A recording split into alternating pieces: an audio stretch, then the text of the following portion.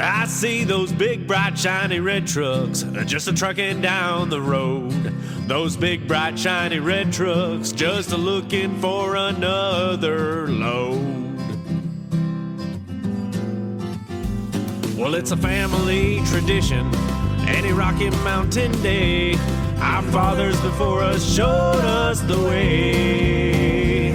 We work for asphalt cowboys and concrete kings, but that's never been a problem, cause we got diesel in our veins.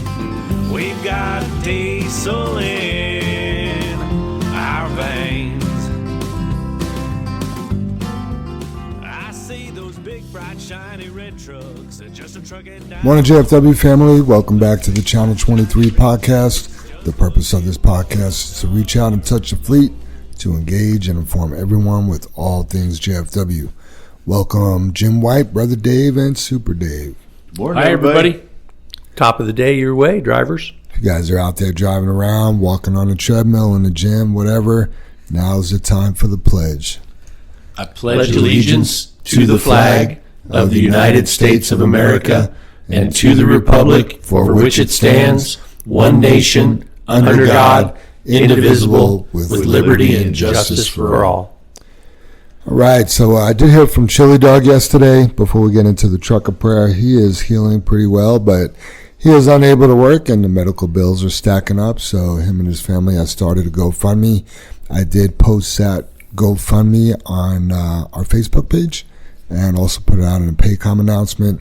Just trying to raise $6,000 to help cover his deductible, and last time I looked, he's about 25% of the way there. Nice. So, that's awesome. That is. Yep. And then I did hear from Coleman as well. Coleman had some more encouraging news than we've been getting on Coleman, and he is looking to make a comeback early September. His surgeon thinks September 2nd is the date. Wow, very cool. That's good. Sounds I thought we just heard like 2 days ago that he was going to be down minimum 6 months. Things change around here, Super Dave. Okay. Yep. Yeah, I think that was his last appointment. They were waiting for his humerus to heal before they did any soft tissue work, and now I believe they're like, oh, we can't wait. We need to attach it somewhere else. So something like that. Forgive me if I got it wrong, Coleman, but wishing you guys a speedy recovery. And I don't know if you guys noticed, but Megan is back. Yeah, starting hearing her voice on the radio. So welcome back, yesterday Megan. morning or Monday morning. Welcome back, Megan. Yep. Father God, we thank you for the opportunity to go out and do some trucking today. We pray for the safety of our fleet, all of their families, and all the other families and individuals we come across on the road today. We pray for patience and making the good, safe decisions. We pray to be accident-free and that we all make it back to the comfort of our homes this evening. We pray for healing and 100% recovery for all of our family members that are ill. No matter what, we trust you, God, and it's in Jesus' name we pray. Amen. Amen. As a reminder, Should we add texting to that? Should we slip that in, Jam? Where we talked about it just last week on the podcast, where God made the worm, but somebody's got to go catch the worm, right? what's the early worm get? The worm. The early worm gets ate by the early bird. The early worm gets It's the bird. Yeah. So you want to pray that people don't text? Well, that's what I was like, because God's not going to do nothing about it. I mean, that's the making of good, safe decisions, including texting. Yeah. But Well, the making of good, safe decisions is exactly the same as saying, keep your head on a swivel. What does that mean? We need the 10 commandments, like, thou shalt look out the back window while dumping. Thou shalt stop at all stop signs. Thou shalt not text while driving. And should we call it, because we ran into that just yesterday, should it be distracted driving, not texting? Should be anything to do anything to do with that phone. Yeah, good point, right? Jim. Right, it's just not the texting we're having problems with. Somehow it needs the label phone distraction, because distracted driving could be, eating. yeah, If you put your head down and I can eat a burrito and go down the road and not be distracted. how many times have you heard the excuse, I dropped my burrito, Right. and it causes the accident? Right. Yeah, and I know, Super Dave, you just asked about it, but Jem, you were about to do the expressed opinions. Mm-hmm. Super Dave just read the rule on distracted driving or cell phone use, and the FMCSA has had it in effect since 2012, Dave. Mm-hmm. So it's not a new problem. That's not an opinion. It's a law. Exactly, right. Jam. What do we do about it? How do we? I mean, I know we got to talk about it, but well, man, one thing we do is we have to terminate people, but we'll get into that. Right. Yeah. So, but anything you hear on today's podcast is not the opinion of JFWs. It's just our expressed opinions mixed with some hard facts about phone usage. Let's see, episode 140 had 317 downloads. We are at 77.1 thousand total downloads.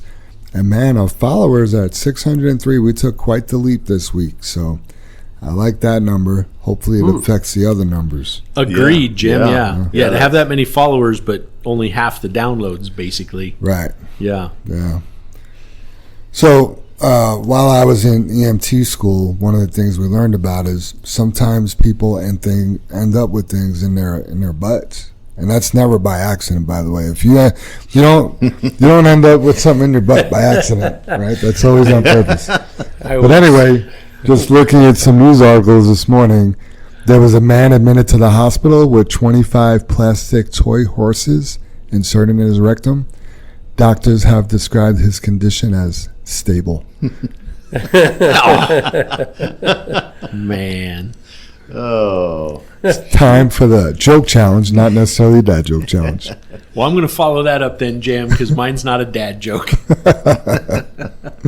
Matter of fact, I'm almost Zelensky bound on this one. Uh-oh. Hopefully I don't offend anyone. It is a joke, so bear with me on the blonde. Hold on, I'm covering my ears. Yeah, on the blonde part. So an old blind cowboy wanders into an all-girl biker bar by mistake. He finds his way to the bar stool and orders a shot of Jack Daniels. The bar immediately falls absolutely silent.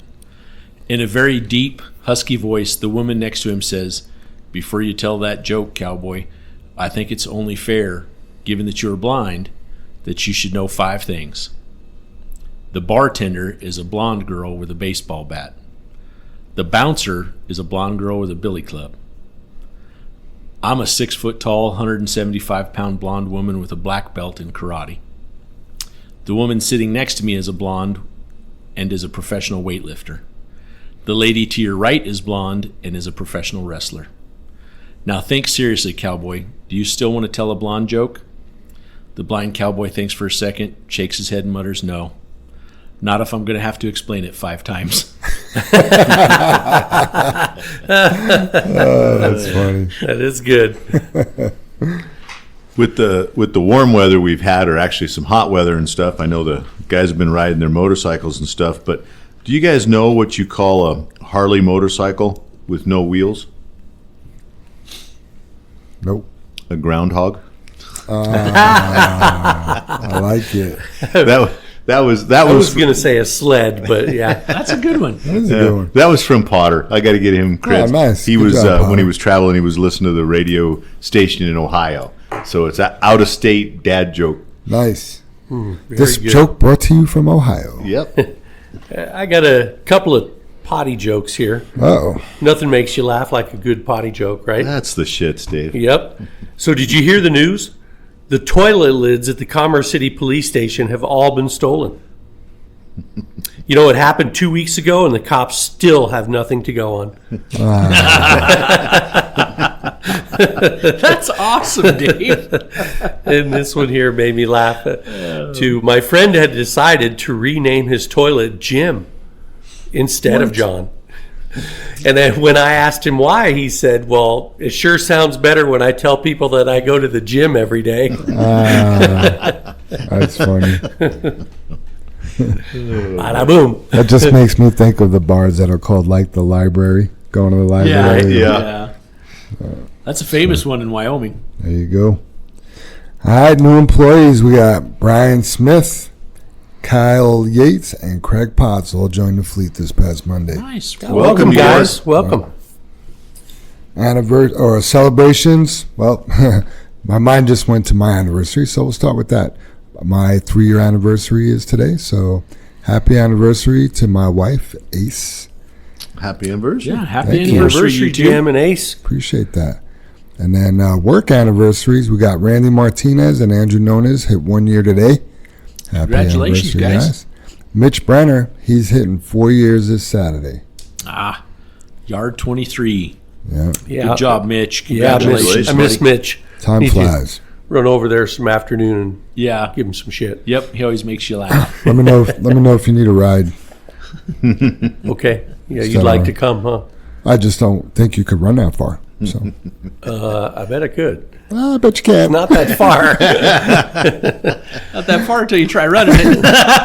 Hold on. Might wait a be second. old, but I did used to run cross country in high school, so Okay, I think bet. I could run a mile and a half. I will bet you Jam $250 is on bucks it. after this podcast. You don't run to yard 23. Boy, I just might take you up on that, Jim. I'm I gonna- don't like taking money from people. Wow, he's confident.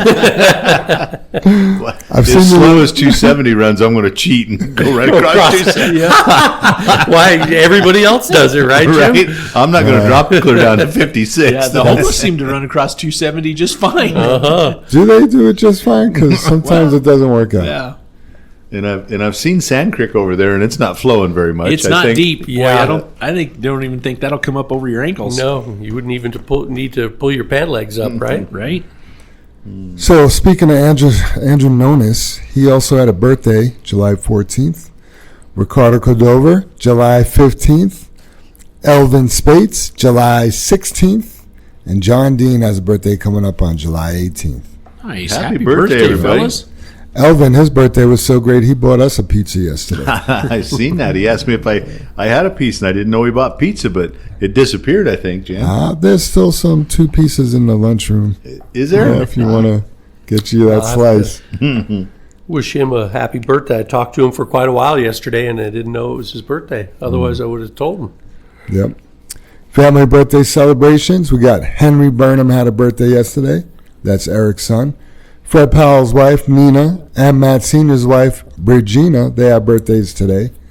Roderick's wife, Roshan, has a birthday tomorrow. Tadol's wife, Lisa, has a birthday Friday. Rhonda Beret, Johnny's wife, Lisa Colleen, Rick's wife, and baby Aseta and Tiamoa, they all have birthdays this Saturday. Happy Wow. birthday, everybody. Lots of celebrations. Yeah. Yeah. Yeah. Happy birthday, everybody. And Gordon's, I'm assuming it's a daughter. If I got that wrong, I'm sorry, Gordon. But it's a 1 year anniversary, birthday. So very cool. That's so cool. Yeah. Then got a message from Jonathan McKee. My family and I would like to thank the JFW family and staff for birthday cards. I know we've all heard every company say, "We are family." Wow, that song just popped in my head. But rarely do they do anything to recognize the employee's actual family. But these little gestures is what truly sets JFW apart from every organization that I've ever worked for in the past. Thanks again. So That's awesome. Good. Good feedback, yeah. Glad it makes a difference. it does. Shout outs. Coleman wants to give a shout out to the girls upstairs and JFW for the shirt they got me. It made me laugh pretty good on a fairly rough day for me. It's awesome knowing that you guys have my back and will also give me a hard time. I'm sticking here. When earned. Thank you for the support and a good chuckle. So he sent me a picture of the shirt, and the shirt had like a stick figure kind of guy with a sling, and it says, "Still working on my landings." That's awesome. That's a good shirt, too, because he did crash on his landing, didn't he? Yeah. Brent Carter wants to give a huge shout out to Brother Dave and Ricky, I think is his name. BD jumped right in when my truck was put out of service and is costing me money for loads every day. BD was quick to get a temporary resolution to my challenge and assured me would have it fixed correctly ASAP. I really appreciate the owner taking charge and making sure I can do my job safely and efficiently. I may also add that Ricky was very fast and efficient. They took charge of the situation at 5 a.m. and had me rolling before 6.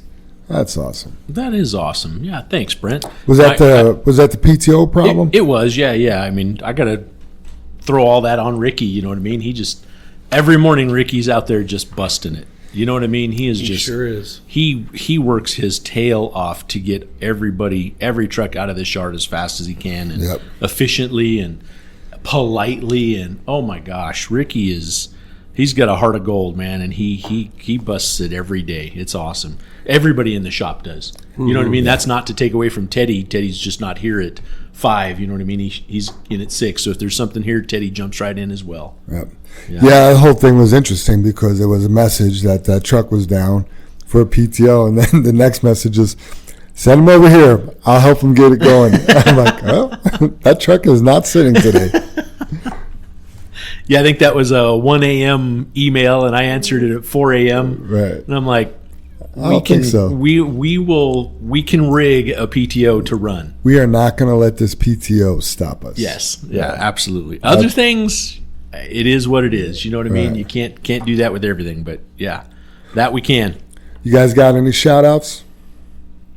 I wanted to mention, it might be a little bit corny, but as we go on with the podcast here, we're going to do a lot of bitching, which maybe we do in a lot of podcasts. But you know, for the drivers that are not just doing distracted driving or texting, we keep calling it texting, but everybody that's doing it right, thank you very much. Absolutely. I couldn't imagine if we didn't have the core group of people that are not being distracted driving or practicing distracted driving. Because I know you mentioned it, Jam, but you know, we've stiffened our policies on it. We've given last chances, and now we're letting people go because those people can't change. And you know, as corny as the shout out sounds, it's difficult to do it the right way and be different from everybody else on the road, and have the foresight to wait till you get to the pit or the dump site or just plain pull over. You know, I mean, it's proven that to do it the right way, where there's this core group of drivers that are doing it, you guys are amazing, because the stuff we're dealing with sucks. It rears its ugly head every day. And man, what a problem it's become. And the thing is, when you know, all of you guys don't get to see it. I guess if anybody asks, I don't see why we can't show it. But when we get the distracted driving alerts, or we find a video or something, when you watch the video, it's the weaving on the road that Oh my gosh. scares the hell out of you. Right? You're in the other lane, you're close to the ditch, you're not looking up, you have traffic coming at you. That's the part, and nobody sees that. It's almost a realistic 8-second video. Oh, It's realistic for us without the crash. we're receiving 8-second after 8-second after 8-second video daily. Yeah. Right? And We're just thankful there wasn't a crash, Jim. You were spot on. absolutely. And the thing I want to mention is, most of ours aren't even 8 seconds long. And we're like, oh my God. Right? I mean, 8 seconds is nothing, but they seem even shorter than 8 seconds. And you're just like, what are you guys doing? You know what blows me away is, right now I can ask every driver behind the wheel to raise their hand if they've ever been annoyed by a four-wheeler texting. Exactly, Dave. Going down the road. They're either the ones you run up on and they're in Fast front of lane. you doing 50 because they're texting, right? And they're letting off of the throttle, or they're the person that sits there during the green light when the light turns green, or they're the person that you see weaving from lane to lane. And I guess my question is, why do you think you can do that when you can't? Yeah, I guess that. And it's not that you're allowed to, you're just not capable of it. Yeah. I guess that's my point, is we have people thinking they're doing it all right until you watch the video. Right. And then you see how much they're doing the exact same thing that all the people are that you're pissed off at. Yes. I mean, like the red light to the green light one, when it's a short light, and let's say it's a 5-car light anyway, but to make it through, man, is that frustrating. That pisses me off. Right, Right. Dave? They you burn got- my whole green light, and I have to sit there for another minute. Yeah.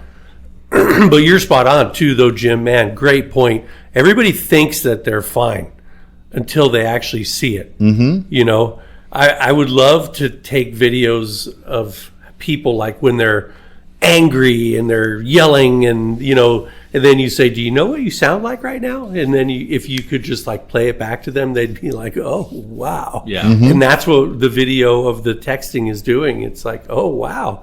I guess I can't do that and keep it in my lane and drive and be safe. Exactly. And I mean, we've had, crash after incident after this. I mean, the guy that was, stopped at the light, which you should be safe to text, and then eased off the brake, and crashed 2 cars. Yeah. And you're just like, man, you can't do it. You just can't. Quit doing it. In one of the meetings yesterday, I asked the driver, I said, was that text you sent, was that a life or death text? Was it life-altering text? And he was like, no, absolutely not. And I'm like, well, it must have been, because it cost you your job. It must have been so important that text was more important than keeping your job. Yeah, and Jim, I guess we're just going to, because you asked for shout-outs. I don't know what everybody else had for shout-outs, but I guess I want to keep getting into it, because I wrote with the texting, because I'm thinking, because you guys all jumped in and attended the meetings yesterday, and one of the meetings is with one of the drivers that I personally went out of my way, convinced everybody to have a meeting with him. To keep him. Because I just didn't want to, I have to say I didn't want to lose another driver. I didn't want to fire somebody. It's a family member. You're trying to help that drunk uncle or whatever. But I looked it up, and people change in 4 seasons is when I looked it up, this little article. And the 4 reasons they change is when they hurt enough,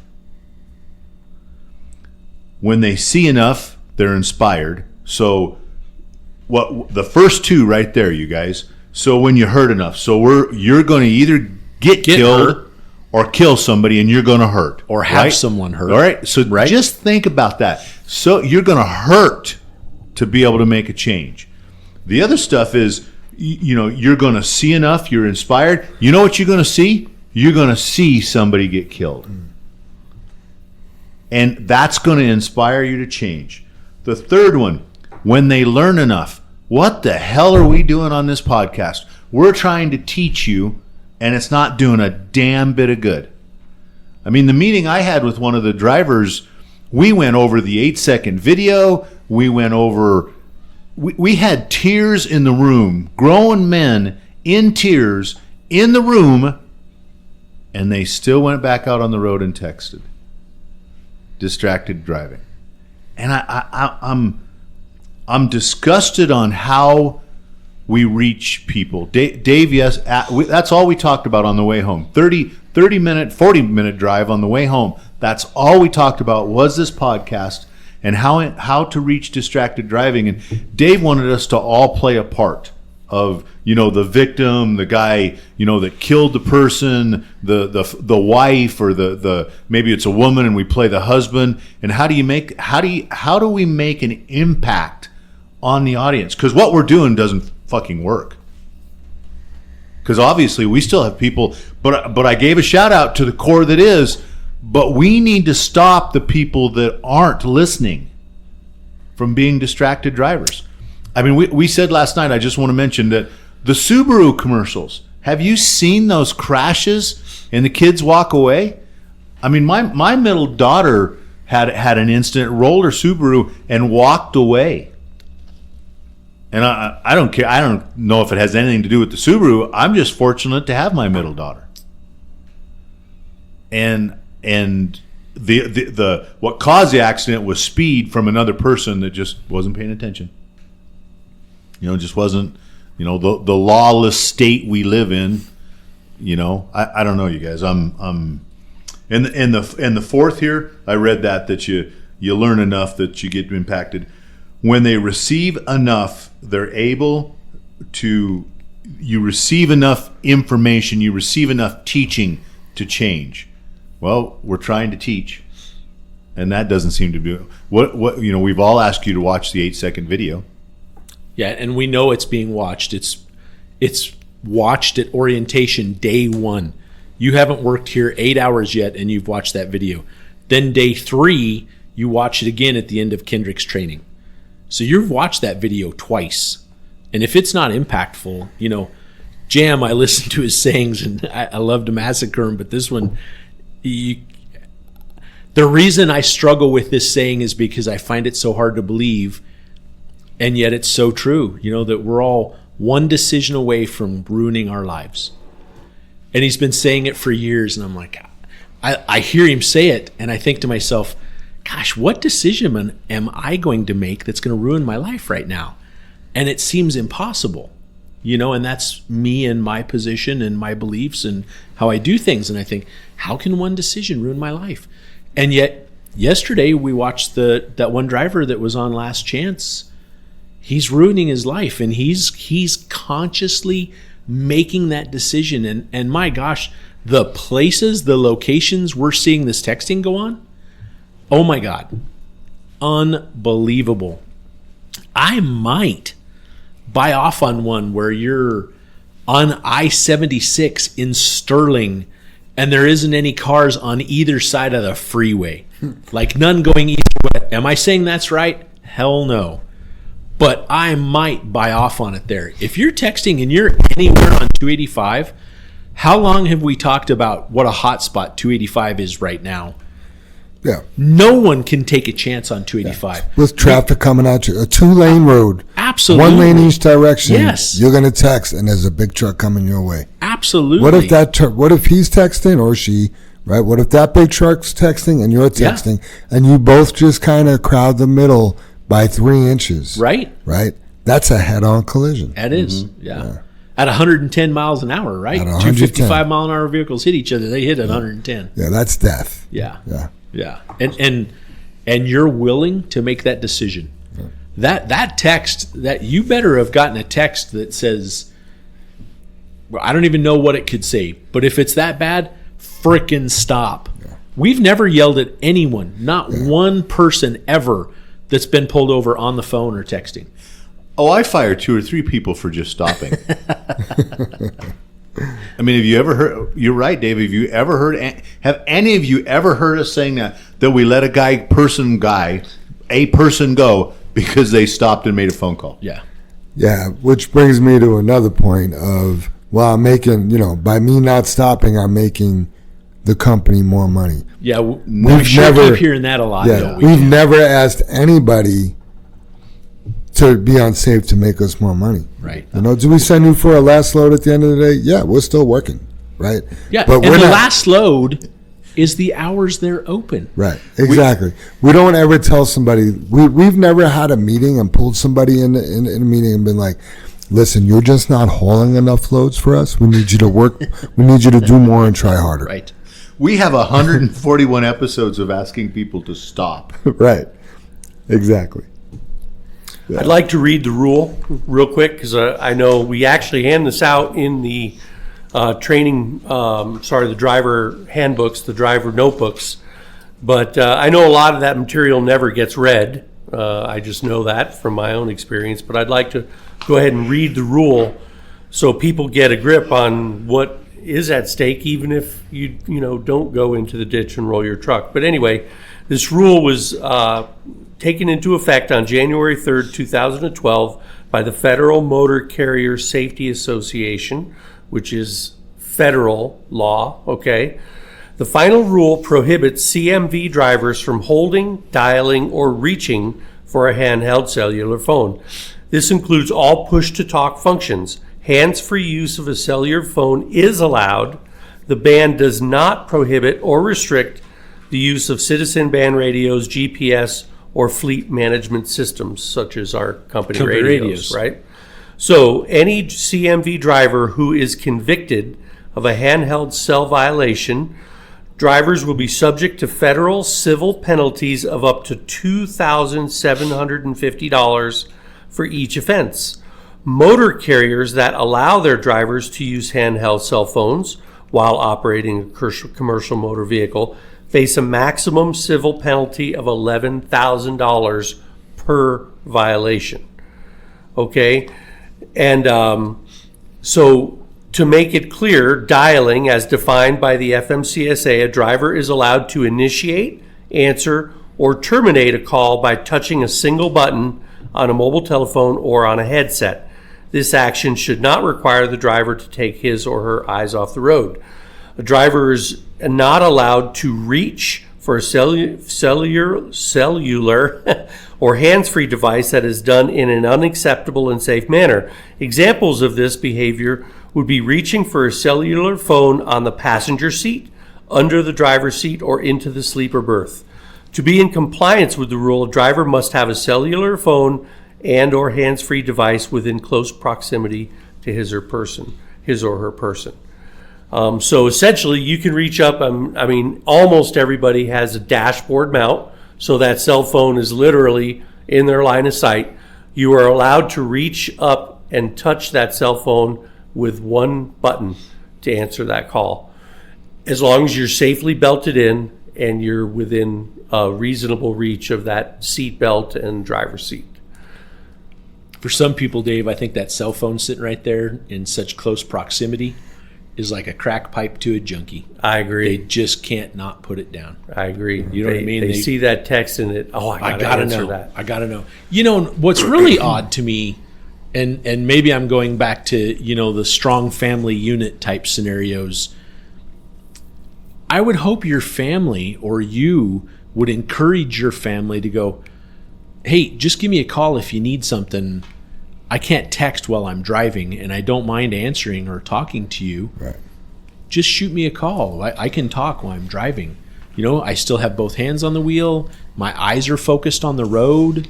All of that. You know what I mean? It's hands-free. You can just tap your earbud or tap your phone. That's legal. The one touch. Hey Google, hey Siri's, hey Right. Alexa. They have auto answer after 5 rings or 3 rings. You can see, you know what I mean? It was There's a million where it different says, things, I'm busy right now. I'll call you back. Yeah. Yes. Yeah. I mean, all of that. And I guess I would Did your phone just go on?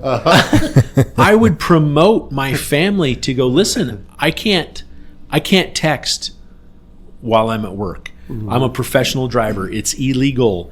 Please help me refrain from texting, because I'm generalizing right here, right now, but I guarantee you that's a family member or a buddy, right? Could just be a friend that you text with all the time, that maybe they're sitting at their desk and they can do it. They're not distracted, right? They're not going to crash their computer. Mm-hmm. Well, nothing like that. And I guess you need to be a better person and tell those people, or like you said, Dave, Ray Scott has that on his phone. When I text him something, it immediately pops back if he's driving. And it's I'll reply as soon as I'm stopped. And I don't ever think twice about it. If I've texted him, it's not urgent. Right. Mm-hmm. I don't need to know right now. Yeah, message sent. Yeah. I'll And really, when you think about it, just me saying that out loud, no text is urgent.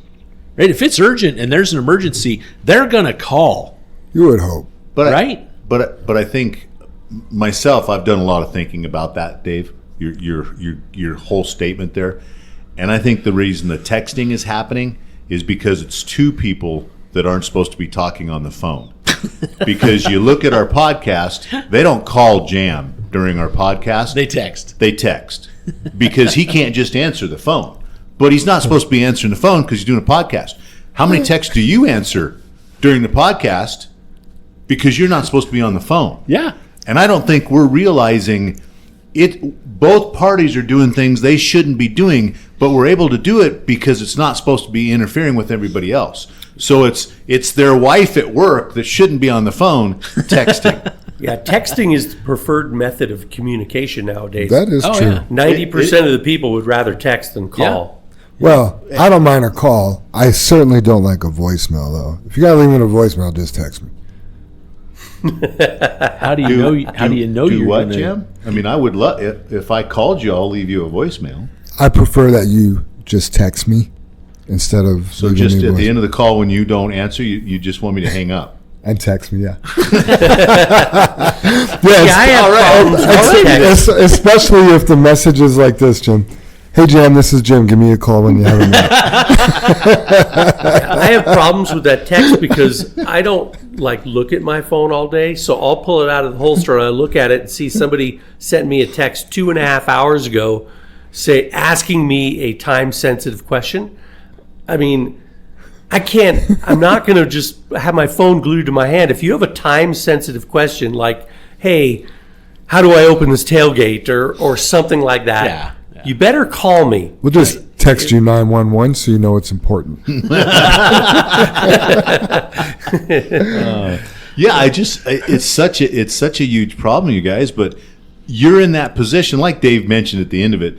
It's not your wife, significant other, daughter, son, whatever, Jam sitting here doing the podcast. He can text all he wants. Dave can text all he wants because we're not hurting anybody. We're not going to crash. We're not going to crash. We're not going to kill someone. Yeah, that's the end of the point, right? You guys out there in your trucks, again, if you've seen if you want to see some of the videos and the weaving that Super Dave just fell out of his chair. Texting. So that brings me to my question, right? What are you willing to die or go to jail for? And what are you willing to lose your job over? Because that's what's on the line. When you're texting and driving, you're willing to die or go to jail, because if you kill somebody, you will go to jail, or if you get killed, you obviously die, or you don't care about your job enough where you could lose your job over that. We have a zero tolerance policy when it comes to mobile phone usage. Dave read the rule. If you fall outside of that rule, you are not within JFW's policy, and you are not within the federal law. So who are you willing to die, or what are you willing to die or go to jail over, and what are you willing to lose your job over? Those are the questions to ask yourself, because those are your three options. Yeah, and from some of the meetings yesterday, and you guys told me about them a little bit, there's also that you're asking, what are you willing to die for? Well, what are you willing to have an excuse about too, Jam? Right. Oh, I needed to do this, I needed to do that, I had this coming up, and I could say the excuses I heard from you guys that the drivers made, and I don't want to because that leads to the people, but the excuses that you told me, they're stupid. They're like Dave just asked. You just asked, Jen. They're not life changing. They're not. You're not talking somebody through open heart surgery on a text. Yeah, this is what do you want for dinner tonight? Yeah, right. Yeah. I mean, it makes no sense. And man, if you can't do it on your own, ask that person or ask that family member. Tell them I'm driving. Yeah. Just be bold and put that on your phone. Put that instant reply on your phone. The minute you stop, grab your phone and look while you're waiting to load. If you have to wait to dump. After you've dumped and you get out and you sweep off your gate, hop back in your truck and look at your phone. Or if it's an emergency, you should have just called them, just like Super Dave just said. Yeah. If it's something time sensitive, call me so we can fix it. Yeah. I wanted to mention, I told you guys I had notes all over, more notes than the outline, but I Googled the 8-second video because I just wanted to see how easy it popped up. And when you Google the 8-second video, first thing that popped up, YouTube video. But you want to know the next 8 things that popped up with the 8-second video? I can read them to you. Edgar Snyder and Associates, Siri Lawson or Law Associates, Jonathan Beckham, PC, Jurwitz Law, Penny Kirstein and McEwen Law, Lawrence and Associates, Reagan Zambrini, PC. Where's Frank Azar on that list? Right, he was the only one, but or Savoya. Yeah, right. Yeah, that was after the video. Just attorneys. Yeah, there was nothing else. Isn't that crazy? Right. And that's the whole. That's where Jam's statement is so true. Some people are just one decision away from ruining their life, and I'm dumbfounded by that. I can't believe that. Yeah, and I see it. We're watching it unfold. I mean, we let 2 drivers go yesterday. Unbelievable. Two drivers, and how many last chance did you write? 1 or 2? 2. Yeah, so basically you are correct. Yeah. So I'd like to ask, is there any situation that you would be in where you wouldn't pick up the phone for a text or a call? That you wouldn't? Right, would not. Like, I mean, all situations. like here's some point where I won't pick up the phone when I'm sitting down on the toilet. So, Oh, you mean to talk to someone? or answer a text. I don't care. If I'm not going to deal with the phone when I'm sitting on the toilet. Man, you must have to really concentrate. So my challenge to you is make it when you're sitting in the driver's seat also. Yes. What sucks also about this whole thing is then we're not this big corporation where our firing process is pretty cut and dry, because Yeah. a lot of these other companies, you don't even get a last chance warning. You pick up the phone, you get fired, you march into a HR lady or HR person's office that you've probably never met before, and they terminate you without discussion. Us, because we know our drivers, we have relationships, we like most of you, right? We like all of you, I'm just kidding. It puts us in a situation, right? It's a joke, Super Dave. It puts us in a bad situation, right? Because we know you have a wife. We know you have kids. We know some of your struggles. We know you, and we care about you. We love you, and we want you to succeed in life. So then we're put in a situation where we got to decide between you and the other 150 families that work here at JFW. And when we start looking at it like that, the answer is pretty cut and dry. We can't keep protecting you to risk everything. And it just puts us in a situation where now, I mean, it's stressful when you have somebody's career in your hands. But why is it in our hands? It's in your hands. Right. Right? When are we going to be responsible for ourselves, Jim? Yes, Right. We need as the leaders, right, the people that hire and fire, we need to be able to separate our emotions and our feelings from your actions, because your actions is what put you in this position to begin with, not our feelings and our emotions. Yep. But it just sucks for us because we care. Yeah, I got a story I got to tell. It's a little bit different, but definitely the same thing. There used to be a guy up at Arcosa, and back then it was called TXI, I believe. That's how long ago it was. And his name was John, and he was a good dude. I mean, he would help you get axled out. He would run the loader. He would run the pugger to get you loaded. The guy was everywhere, and he was like a 12 or 13 year employee up there. And I mean, he was like our go-to guy when we were unloading rail cars. I mean, he was a fixture, I guess, and always helpful, always positive. He was great. And then one day, John was gone. We just showed up like the next day. Hey, where's John? And he was fired.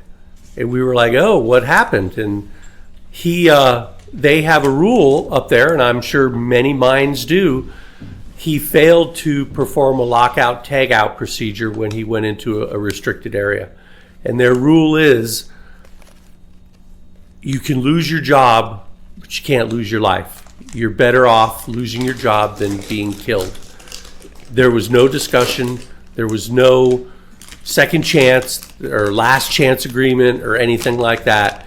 But this guy was the guy up there that would help, would step in, would shovel tons and tons of material to move material, and yet he screwed up one little time because he failed to lock out, tag out a piece of equipment, and he's gone because his life is more valuable than his job.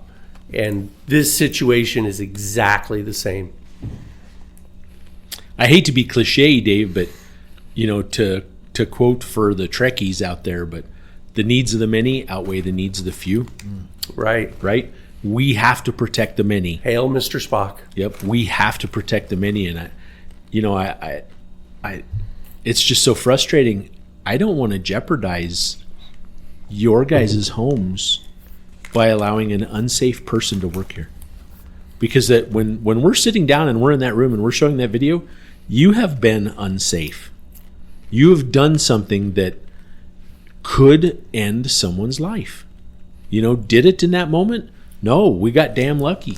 But you're willing to make that decision and ruin the rest of your life. I'm not willing to accept that. I don't want that on my shoulders, and I don't think it's fair to put it on your guys's. You know what I mean? If that one incident killed someone and we're sued and JFW closes its doors, where are we left? Where is every family member here left? And it sucks, you know. Were you in a good mood going home last night, Jim? Did you feel good? Nope. I didn't either. Nope. You know, and it just, those meetings, like you said, it's not our fault. It's not, we didn't make that choice. You have made that choice, you know, and you need to be responsible for your actions. And I guess we're asking you to make better choices, you know? Yeah, and I'm not. I just remember, as, you know, our parents raising us, Jim, you know, make better choices. You know, we may, I'm going to make up some story, like we may have had a friend come to the house that's the first time our parents met that friend. And when they left, Dad would look right at us and go, that's not a good kid. You shouldn't be hanging around him. Yeah. That's not a good kid. You need to find a different friend. And you're like, what? That's my buddy. We did this, or we played in the sandbox together, and it was fun. And he's like, nope, that's a bad kid. And you know what? Like a year later, that kid was either kicked out of school or whatever happened. You know what I mean? And I guess there's certain people you need to listen to and realize, wow, they know a little something about this, right? There's a reason, and I need to listen to those reasons. So. Also, think about when you took this job. If you told us in the interview, listen, I'm going to do a good job for you, but I'm going to text and drive, we would never have hired you. Good point, Jam. I love that point of view. Yeah, and it doesn't make anything we're doing here less. But, you know, through the years of experience from attorneys and from insurance brokers and stuff, it's all about being defendable. And defendable is doing the right thing. You know, it's doing the procedures. So we have 141 episodes of talking about no cell phone use. We have a last chance policy. We have recorded several people now that we fired because of cell phone use. We talk about it openly. We have it in the book you sign when you start your job. I really think, you know, and they're still going to find a way to sue us. But when we go to court and we show them everything we've done to help you not text, and you still text, you still openly take it upon yourself with all of the backing you have, you're in deep shit. Because you're going to be the one that's going to be held responsible. And I'm not trying to make us better than you. We've done our education piece. We've talked about it. We've shown you the video. We've done everything possible. I mean, the only thing that comes down to is the meeting, and I apologize because you guys were there, but the meeting I called for those 4 guys instead of just canning them, is I wanted to try to reach them. Obviously, the one person we didn't reach because they still texted. In a court of law, they'll probably look at me and go, you know the right thing. You know what you should have done. How come you didn't fire him?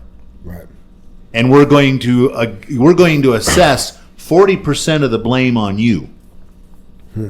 And that's when Dave, both of you just said you didn't feel good going home, because we know your anniversaries. We know your kids' birthdays. We know, just like you said, Jam, we know when you just had a baby. We know when you broke your leg and are at home and, you know, haven't been able to work and hurting for money. We know all that. You're our neighbor, you're our friend, you're our family, and yeah, we got to let you go because we know the right thing to do. And your choices have put us in this position. Yeah, it sucks. Let me ask you, both you guys, Super Dave too, but what is as the owners of the company and somebody who's been here for 30 years, what is your biggest fear about JFW?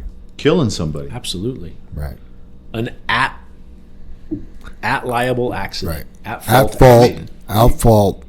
Yeah, at fault. Fatality. At fault. Whether it's my fault or not, they're still driving. I hate the word because we are whatever, because I like to include you because it's not just us. but you still are driving my truck, Jam. Right. Whether it's all your fault or not, you killed somebody in my truck. Yeah, I drive your truck every day. And I would. I mean, it chokes me up just to really think about that, Jam, because my retirement, I don't want to stop working. My retirement is not to have to worry about shit like this. Right. That's what my retirement looks like. Yeah, I don't have the skin in the game that you guys do, but that's my biggest fear, right? Just because I do answer a lot of the accidents. I answer the calls, and it's so weird. Now when I get a call from a driver, I'm always expecting it to be about an accident. Yes. Phone rings. Oh, it's a driver. And sometimes I don't want to answer it. Like when I'm at the gym, I'm like, oh, I don't really want to answer that, but I got to answer that because it could be an accident. Right. And that's important. And it's like, and it's anything from a minor fender bender, like, we had that call this morning about the bumper course. Not our fault, Jim, if you didn't hear about that. Yeah. And a Coors employee in his personal vehicle was trying to sneak by our truck and rubbed his tire on the bumper. There's some black rubber on our bumper, right? But that driver that called me, they don't usually call me to say good morning. Right. It's like there's a problem. And what is that problem? Is and how bad is it? Yep. I could replay Veronica calling me in hysterics about somebody just ran in the back of me. Oh my God. I'm like, so yeah, that's one of my biggest fears as well. And I don't own the place. But the thing is, Jim, if how can you care about anything and that not bother you? Right. I'm not just saying JFW. I know the type of person you are. Or everybody in the room, most of the people that we have working for us are the same way. How can you not care? How can you not let that bother you? Right. And I guess that's what's blowing me away is the people that are taking the chance by texting, they don't care. Right. They're not putting themselves in that position. I mean, Jam, and again, just because I've worked here so damn long, until you guys have taken some of those steps off of my shoulders, like answering the phone calls. Let's say for 30 years, I've answered those phone calls. I know what you're describing, and when Dave asked, should we enact some of those things? I've been to the accidents, you guys. I've seen several people that are killed, and the one for the texting is, and we talk about it a lot up on 120th with our driver Ray. When that girl was texting and didn't see the red light, and it was part of it because of the sunshine, but runs into the back of our trailer and gets killed. And you walk up, and luckily they probably wouldn't let us walk up, but literally the air can, the can that's on the back of every one of our trailers, you guys bend them, you brush the rock off of them, all of that was sitting at the dash of just a regular old car. It doesn't matter what size. That air can was at the dash, at the steering wheel. It was the new gauge in the dash. Yeah. I mean, this is the severity and the weight that this carries. And we hope that 8-second video was doing the same thing. Like, if you watch that 8-second video, I got emotional watching it. Right. Right? I mean, I got emotional for the driver, even though it was his fault. But for the family, the daughters of the man that was killed, so when I asked that question, what are you willing to die to go to jail for? Absolutely nothing. And you can look at it I'm not willing to die to go to jail for I don't mean, when I say absolute nothing, I'm talking about you're willing to die to go to jail for something that's not important. Right. Yeah. If you're not participating in this no cell phone use. Yeah. And that driver in that 8-second video, all he was doing was answering a text from his girlfriend because she was looking at a new house to rent. Yeah, he was looking. How exciting! He was looking on Zillow. Yeah. Oh, is that what he was doing? Yeah, he was looking. I thought he was answering her. No, he was looking. She sent him the Zillow link of the house. Yeah. Okay, there you go. Here's Same a new thing. house we can rent. Yep. He was super excited. Same thing. Yeah, he never got to rent that house. No, he went to jail. Yeah, rent Couldn't free. give himself 8 seconds. Yeah, and Jam, That's the kicker. I just want to because Didn't want to give up 8 seconds. Yeah, Yeah, and just to get, because I know what you mean. What are you willing to die for, Jam? That just quickly, because I don't want to make it about politics, but obviously everybody knows that Trump got shot this weekend, and there was several shots. What? Somebody shot Trump? Well, I wasn't paying attention. I've been texting. Yeah. Man, I thought you were woke. There was a fireman that was killed. Yeah. And his family was in the audience. Yeah. And I don't, truth of it or not, but when the shot started to go off, he stood up and covered his family and kids. Yeah. And so that's something to die over. Yeah. That's something important. That is not what we're talking about. That man stood up and gave his life for his family. Yeah, exactly. The reason I even came up with this question is in my firearms class, one of the questions I ask people is, you need to make a decision. Who are you willing to die and go to jail for? Not what, but who. Mm-hmm. Are you going to just protect yourself? Are you willing to die? Am I willing to die or go to jail over Brother Dave? If somebody was to attack you and I came to your defense, sure. Maybe I get killed, right? Maybe I go to jail because I didn't follow a law. Maybe something wasn't right. Maybe there's that overzealous prosecuting attorney that found a loophole to put me in jail, even though I came to your aid. Right. Right. My mission is to make it home to my wife and daughter safely every day. If I die protecting you, I've failed my mission. Right. So that's where the question came up that made me think about, well, all right, obviously we're not talking about guns, but what are you willing to die or go to jail over? And what we're making fun of is texting. Right. I mean, that's what you're willing to do that for? Right. I mean, we look at the instances we just gave, but you're willing to do it over a text or right. being distracted? Man, can we not make this the last podcast about it? I would love that. That would be awesome. Right. But I doubt it. Yeah, I'm not. You guys want to bet me a cheeseburger? Because I might as well just buy you lunch. Yeah, I mean, nope. I bet you a cheeseburger. We're not even done talking about it right now. And how many people just quit listening to the podcast? Yeah. Right now I've gotten They 5 turned minutes. it off? Yeah, got 5 minutes into the podcast and not. Heard the dad joke. Yeah. And you know why they did that? Because they know they can text and drive. I do it all the time. I can do it just fine. Until one time. Uh-huh. All it takes is the one time. That's it in a nutshell. I mean, that is exactly what we're trying to point out. Jam, what's the saying you always say? You are until you're not, or something like that. Exactly. And that's just what this is all about, right? You can until you can't. I mean, in that Yes, case, yeah. yes. You can until you can't. Yes. Right. Exactly. Yeah, just- All right. Well, if we are moving on from that for now, until we're not. I kind of agree with you, Jam. It's going to come up again. But in the meantime, Pit 23, which is Fair Play, they have new signage up that drivers need to observe and act upon. After you cross the bridge upon entering the pit, there's a yield sign on the right directing trucks to slow down and make sure no loaders are about to enter that area before passing the stockpile of gravel next to the sign. There's some pics of the sign if you need them. The other sign is on the right when leaving the pit just before crossing the bridge. Its meaning is that the bridge is for one vehicle to cross at a time, no matter what size of vehicle, and inbound traffic has the right of way. So, hope everyone understands that. I find it interesting. They even mentioned in there that they're rerouting or redirecting trucks and to slow down. Yeah. Right? What does Super Dave say? Or no, you say speed kills. Yeah. But I mean, everything we've never said that. You need to go faster. Right. You need to go faster. You need to go faster. I mean, every day, every radio conversation we have daily. I mean, it's slow down, slow down, slow down. Truck leaving the yard, you were going too slow. Please speed it up next time. Yes. You didn't bounce through the dip appropriately. Yeah. All right, let's talk about Coors. There are some new traffic patterns and stop signs at Coors.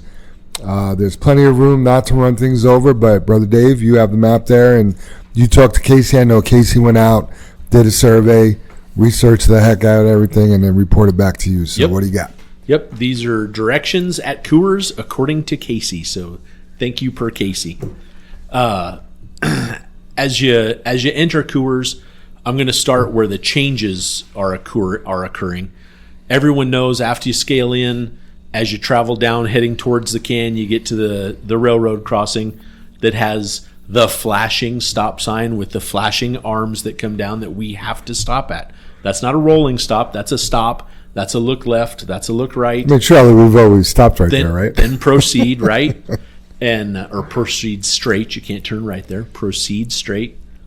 Well, the next stop sign is, to me, is new. I don't know how long it's been up. When Casey told me about it, I'm like, when did they put that up? I didn't know that's been up. So the bridge where you cross the river, or prior to crossing the river, it's where there's a right turn now, and it looks like could be just an access into a parking lot. I'm not sure, but it is prior to the river. There's a stop sign there now. So you have the railroad crossing stop sign. Then after you've made the curve and you're actually looking at the Coors plant, so I would describe it as you're looking straight south at the new Coors construction area, there's a stop sign.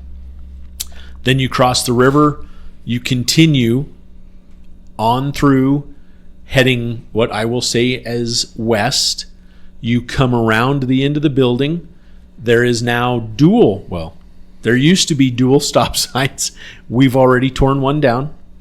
That's one too many. One too many. Well, there will be 2 again because we're going to pay $3,000 to have it replaced. It's going to be closer to 5, Dave. We did a little research. Wow. Yeah, going to be closer to $5,000 because that stop sign was LED illuminated with at least, what was it, 6 or 8 flashing lights around it. Solar. A solar panel on top because there's no electricity to it. I think it had Wi-Fi. A battery, right? A battery that the solar panel charged to keep the lights flashing. And but let me back up because I actually missed a stop sign. So after you cross the river, you make the right, you're heading west, you come around the curve, there is a stop sign where it looks like you can go to where everyone gets their badges. I know everyone that's been up there that's gotten a Coors badge knows where I'm talking about. So you have a stop sign there. Then you continue on to where you hit the dual stop signs. That means there's a stop sign on your left and a stop sign on the right. That opening is just shy of 19 feet between those 2 stop signs. However, it is in a curve. So the truck is going to be going around a left-hand curve when you get to those stop signs. So my assumption as a driver, you kind of need to be hugging the right side because we need a little more room to clear the left side. So, again, flashing bright lights at a stop sign. Stop there. Again, must stop. Look all directions at these stop signs. It's not just meant to pull up, stop, and go. So, at that double stop sign, you need to continue to turn left a little more. So it is pretty critical that you clear that left of 2 stop signs. Once you've cleared that stop sign, you need to continue looking in your mirror. Be sure your trailer cleared that stop sign. You will go down what I am going to call the alleyway.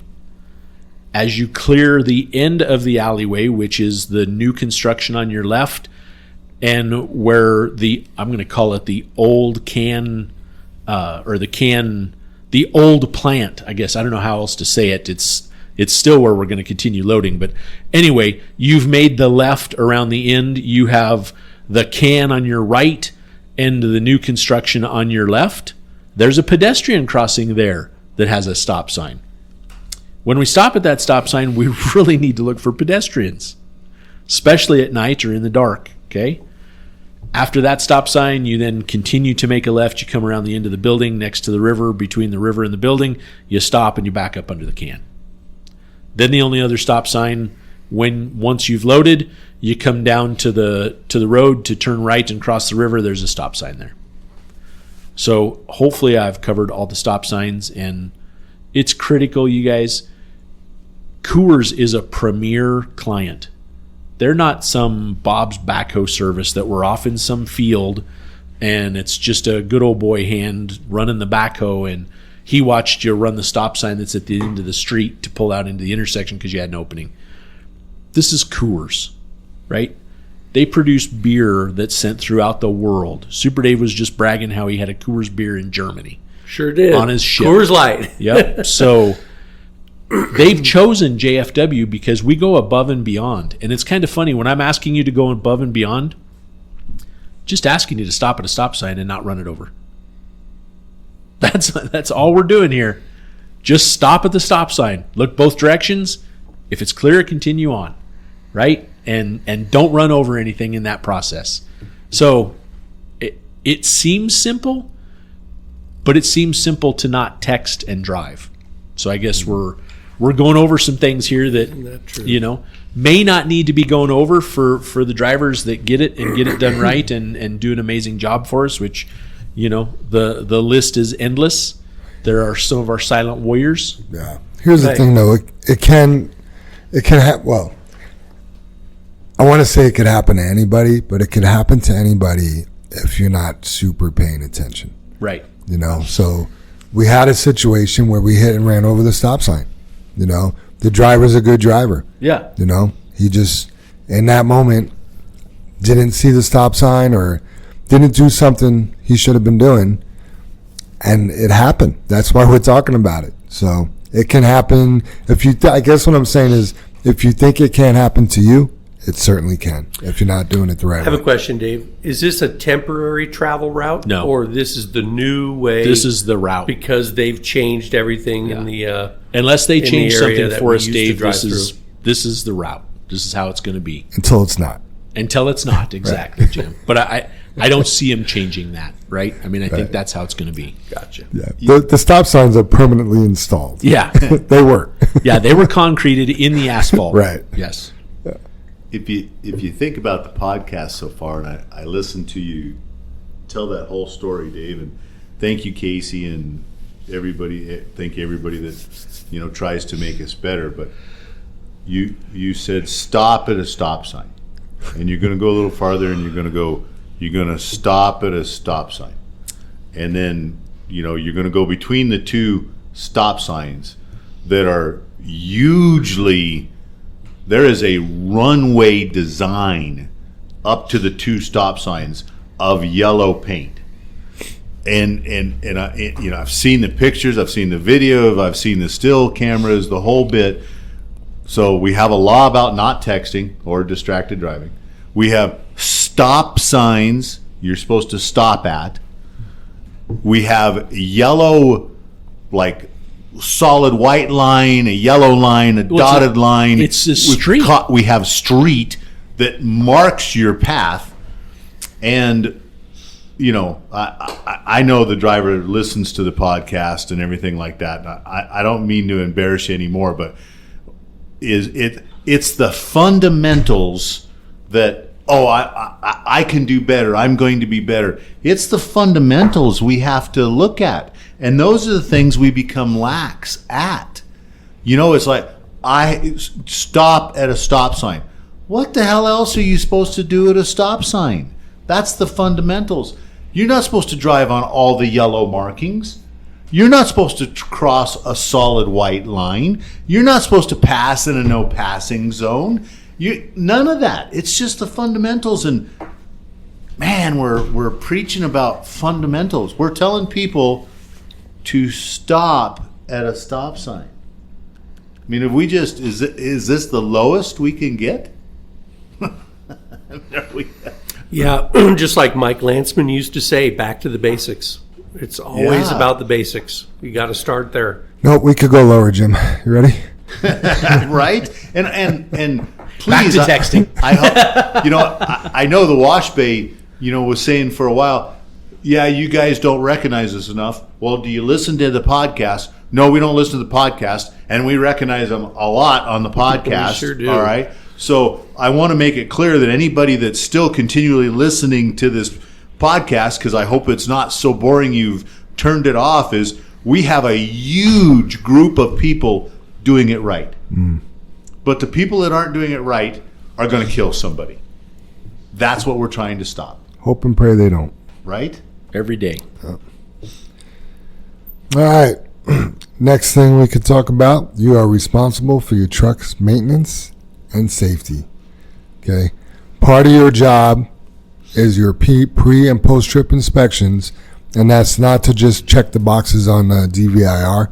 It's actually to find things wrong with your truck. If you are missing brakes being low, or a U-bolt being broken, or a leaf spring being broken, or your engine being out of oil, like not even on the dipstick, you're not taking care of your truck. And that's part of your responsibility. We're talking about this because this happens as well. You're also responsible to drive that truck in a responsible manner where you're not beating the crap out of it. You're responsible for your breakaway. You're responsible for, slowing down over bumps, stuff like that. But if you're going to drive your truck into the ground and wear the brakes out quick and stuff like that, you're not doing your job right. Yeah, and again, Jam, they, however you want to look at it, created a law where you have to do a post-trip and pre-trip because of how important it was. And I doubt the companies fought that ruling from the FMCSA because they don't want their trucks driving around with flat tires, broken springs. They don't want anything to happen. They probably have, through the years, a crew of mechanics like we do to fix the stuff at night. But you got to write it up. You got to say something about it. You have to be proactive, not reactive, all that kind of stuff. And just what a, I don't know.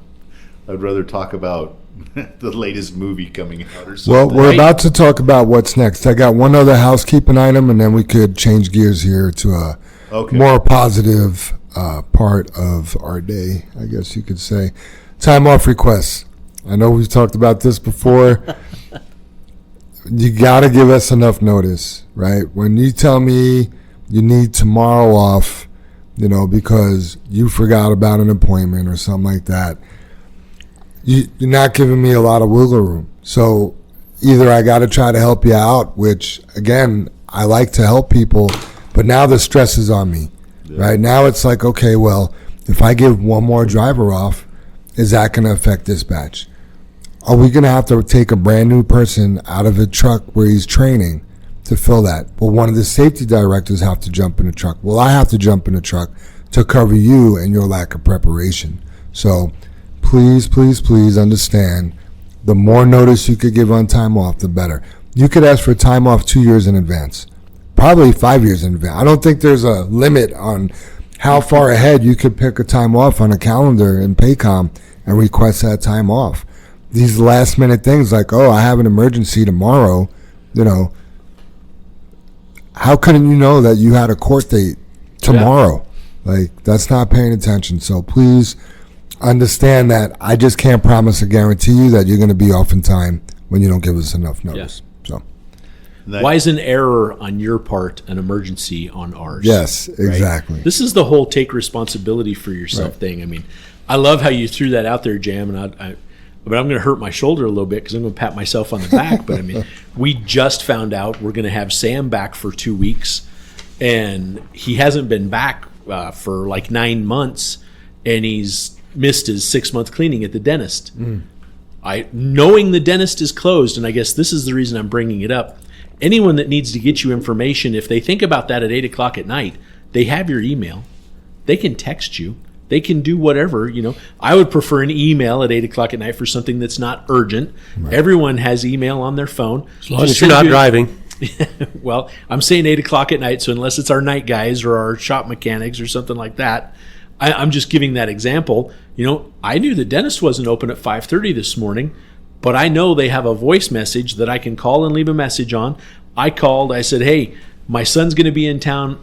I know he doesn't have an appointment. If you have any cancellations between, and here's the dates, July 29th to August 8th, he's available. I would love to see if you can slip him in. Right. Just give me a call back. Let me know you got the message. You know what I mean? And I guess those are the things. You're either proactive in your life or you're reactive. Right. Right? The people that are answering those texts, they're reactive. They're not proactive. Yeah. And I guess there's something to think about. Absolutely. If you're answering a text going down the road that's just about dinner tonight or something inconsequential, you're just reactive. You're not proactive. A proactive person would have set up, I can't answer this text right now. I'll answer it as soon as I stop. Boom. Bam. All right. But I was thinking the same thing not the same thing, wrong words there, Jam, but I think too, we've bragged and people have seen the extra drivers we have here that they don't think it'll really hurt us if they call out. But we've done that to be able to give people PTO, to have emergencies, to cover that, to keep a good company, to be able to do all that. And then I think there's a little bit of being taken advantage of because they're like, oh, you got extra drivers. I had to ride with that guy all day. Yeah, I was doubled up yesterday. Yeah. But things change quick. You know, so I guess here's the thing is you're not the only one with an emergency. You know what I mean? It's not like one person has an emergency. We could have 5 emergencies in one day. Yeah. You know, and I get it. Life happens here at JFW. We talk about that all the time. And You can't plan your kid breaking his arm. please understand, we are not saying that, you know, if you had a death in the family or somebody close to you, like, we get that. Like, drivers will call me and be like, hey, this is going on. Like, am I going to get in trouble? Like, no, you're a man or you're a grown woman. You have, like, we understand you have to go, right? But also understand, like, we have policies in place and, you know, you pull that lever, this one's going to get pushed. You know, there's disqualifications of bonuses and PTO and stuff like that. So Yeah. Yeah, because look at Coleman and Chile being out. That yeah, hurts. look at that. And then look, we had to let 2 people go yesterday. Like, yeah, we have plus drivers. That plus number goes real quick. Super Dave, you probably feel like you're just barely treading water right now because you're hiring 3 and we're getting rid of 2. You know what I mean? It's a constant battle. You know, so when we got to let somebody go because of texting and driving, like, that just hurts the house too. That's not something we want to do. So on to the next. Oh, maybe we could call it that instead of what's next. On to the next. On to the There next. you go. Yep. On to the next. We have Brandon's car show coming up Saturday, August 31st. It's free to enter, and anybody can. Cars, trucks, and bikes. Everyone's invited. There are door prizes and awards. It is from 8 a.m. to 12 p.m., and you get 2 food tickets per entry. If you're interested in this, there's a RSVP. I could post that up on Paycom, and you could also either call this lady Samantha Vadarini.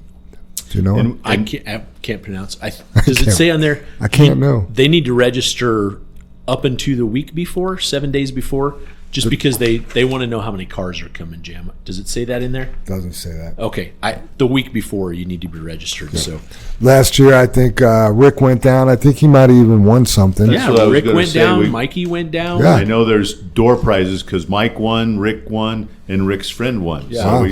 we Sounds like everybody wins. Why wouldn't you want to go? placed. I'm going to go down there with the JFW pickup. Dustin Courier. Dustin had an awesome shirt on yesterday or the day before. Did you guys see it? No. It said softball dad. Yeah. It's like a baseball dad with bigger balls. That's awesome. He's super proud of his one daughter. I mean, they're just cleaning up on the softball. You can Nice. tell you That's cool. they've How won like so exciting. many things, but all of his kids, he's always helping them raise money for schools or whatever. Now they are for the Colorado Wild softball team. They are on a Fresh Palisade Peach thing. Yeah, So fundraiser. yeah, Probably a fundraiser, right? exactly. So if you want some fresh Palisade peaches, which is a healthy and successful way to fundraise, Yeah. get with Dustin. A full box, 18 pounds, 36 to 44 peaches is $56. Or you could get a half a box, 9 pounds, which is 18 to 23 peaches for $37. Yeah. So Dustin, you can officially put me down for 1 box. there you Please. go. I'll just buy a couple off of you. There you go. I don't know if I like. I'll just give you a couple. Oh, if you dang. just need a couple. There we go. But you would be helping support your Colorado Wild softball player, which is Dustin's daughter. So, and the delivery is in mid-August. So, Wonderful. yep, good stuff. Let's see. Cece, she sent me something the other day about level 8 inspections. Have you heard about that? I have not. I saw it and I was very intrigued. Jim. That's I on hope to to the be next. educated. Yeah, I mean, when we hear inspections right away, I think we all cringe. But I think I like these level 8 inspections because you don't have to stop. So basically, data would be collected wirelessly at road speeds, and it would be validated electronically against the FMCSA data to determine driver and carrier compliance. So you're rolling down the road. If you come up compliant, you just keep rolling. If there's a problem, you would be directed to an inspection station. Otherwise, you're bypassed. But not like the bypass we got now. Right. Yeah, it's it seems a little bit more detailed. Oh, So interesting. yeah, I know a couple more new laws went into effect. They were actually effective May, but yesterday when Jim and I were at the license bureau to get plates on a couple more trucks, we have to add our DOT number and our federal ID number to the paperwork now. like your tax ID or Exactly. Exactly, Jim. And what that is so they can track the government is just tying more and more and more stuff together. So if we're a company that has violations, it's going to be easier when you do go through an audit for them to go, well, who is this? Where are they? And it's just more information where they can just grab you and shut you down, which does it kind of suck for us? Yeah. I mean, ultimately, is it just check a few more boxes? And what's funny is they already have that information. Right. You know what I mean? It's kind of funny. You're just having to put it on a different form now or Right. add it to the current form, which, again, they've kind of already got it. But anyway, Yeah. make a long story short, this will help get rid of companies. If that's something that makes companies safer, awesome, you know? I mean, what's the difference between that and a pre-pass, though? Right? The pre-pass, you're going across, the scale in the right lane at 65 miles an hour. It signals something. They get a signal and then they call you in if they need something. Yeah. Like you either get the green or the red. Like, I mean, we're kind of talking two different things to a degree. You're back to what Cece's talking about with the level 8 inspections. yes, But- I'm certainly back to that. Yeah, but mine was just it's background, right? Right. It's the desk inspector that goes, "Whoa, look at this," and he has the ability, and I'm making this up, right? But to tie everything together and send out one notification to all of these entities that go, JFW's done, boom, Right. shut them down, Right. right? And it just makes it easier. Yeah. I mean, all these things, they don't make me worry at all because we do everything right, So I'm not worried about compliance, Right. Yeah. All right, no questions from the audience, but we do have tips and tricks from Ray Davis. Ray wants to talk about breaking old habits. Are we all doing it the JFW way? Can we change our ways with bad habits? I have been struggling to announce myself and whatnot on the scale before pulling up. So when I'm training and I tell a trainee that you need to stop and announce yourself before pulling on the scale, what makes it okay for me to do but not for them to do? And what we're talking about is we want you to come to a complete stop before you get on the scale. That slows you down. If you're going to hit something, it's going to be less damage than if you did it at 5 miles an hour, Yep. right? If you stop, you announce yourself, you're not distracted by grabbing your CB mic, which Brother Dave has proven makes you turn your wheel to the left, okay? Ray goes on and says, I am not doing it the JFW way, and I am not doing it right. I have a bad habit and working on fixing it to hold myself accountable, doing it the right way. Other bad habits I have seen is when we come down with the trailer after dumping, we walk under the trailer as it is coming down. So you can start to clean the back of your trailer first from the passenger side, then walk down to the driver's side and close the gate. When we teach you to walk down the driver's side and listen and look for leaks as you're walking by to wipe your tailgate off and close your tailgate, when then we walk down the passenger side listening and looking for anything wrong. It's super dangerous to walk under a trailer as it's coming down. It's not the JFW way. I never thought much about going under a trailer until I seen Leroy Powell's fall. But he was loaded at the time, but that made me think twice about getting underneath that trailer. Another one is hauling over 80,000 pounds to Plant 12. Even if we're doing sand and all secondary roads, Aurora has a city law that no truck be over 80,000. One more big one we get complacent on is looking out the back window when we are dumping. We need to always look out the back window and make sure we are going up straight and not leaning, or there are any dip holes or whatnot when we are bringing our trailer forward or we are moving forward. Once again, are we doing it the JFW way? We need to hold ourselves accountable and do it the right way and break these bad habits. It's difficult to train someone the JFW way, but have others doing it wrong and the trainees see them doing it the wrong way, and that's why it's okay for them and not me, again, is a question I get. Let's do it right. We are JFW. We are the best in this industry, so let's do it the right way. Hope all is well with the JFW family, friends, and listeners. Remember, safety has no blind spot. Look and lean, sit up on your stool. Don't be a fool. Much love and respect always. Ray Ray, the Black Sheep, 0013.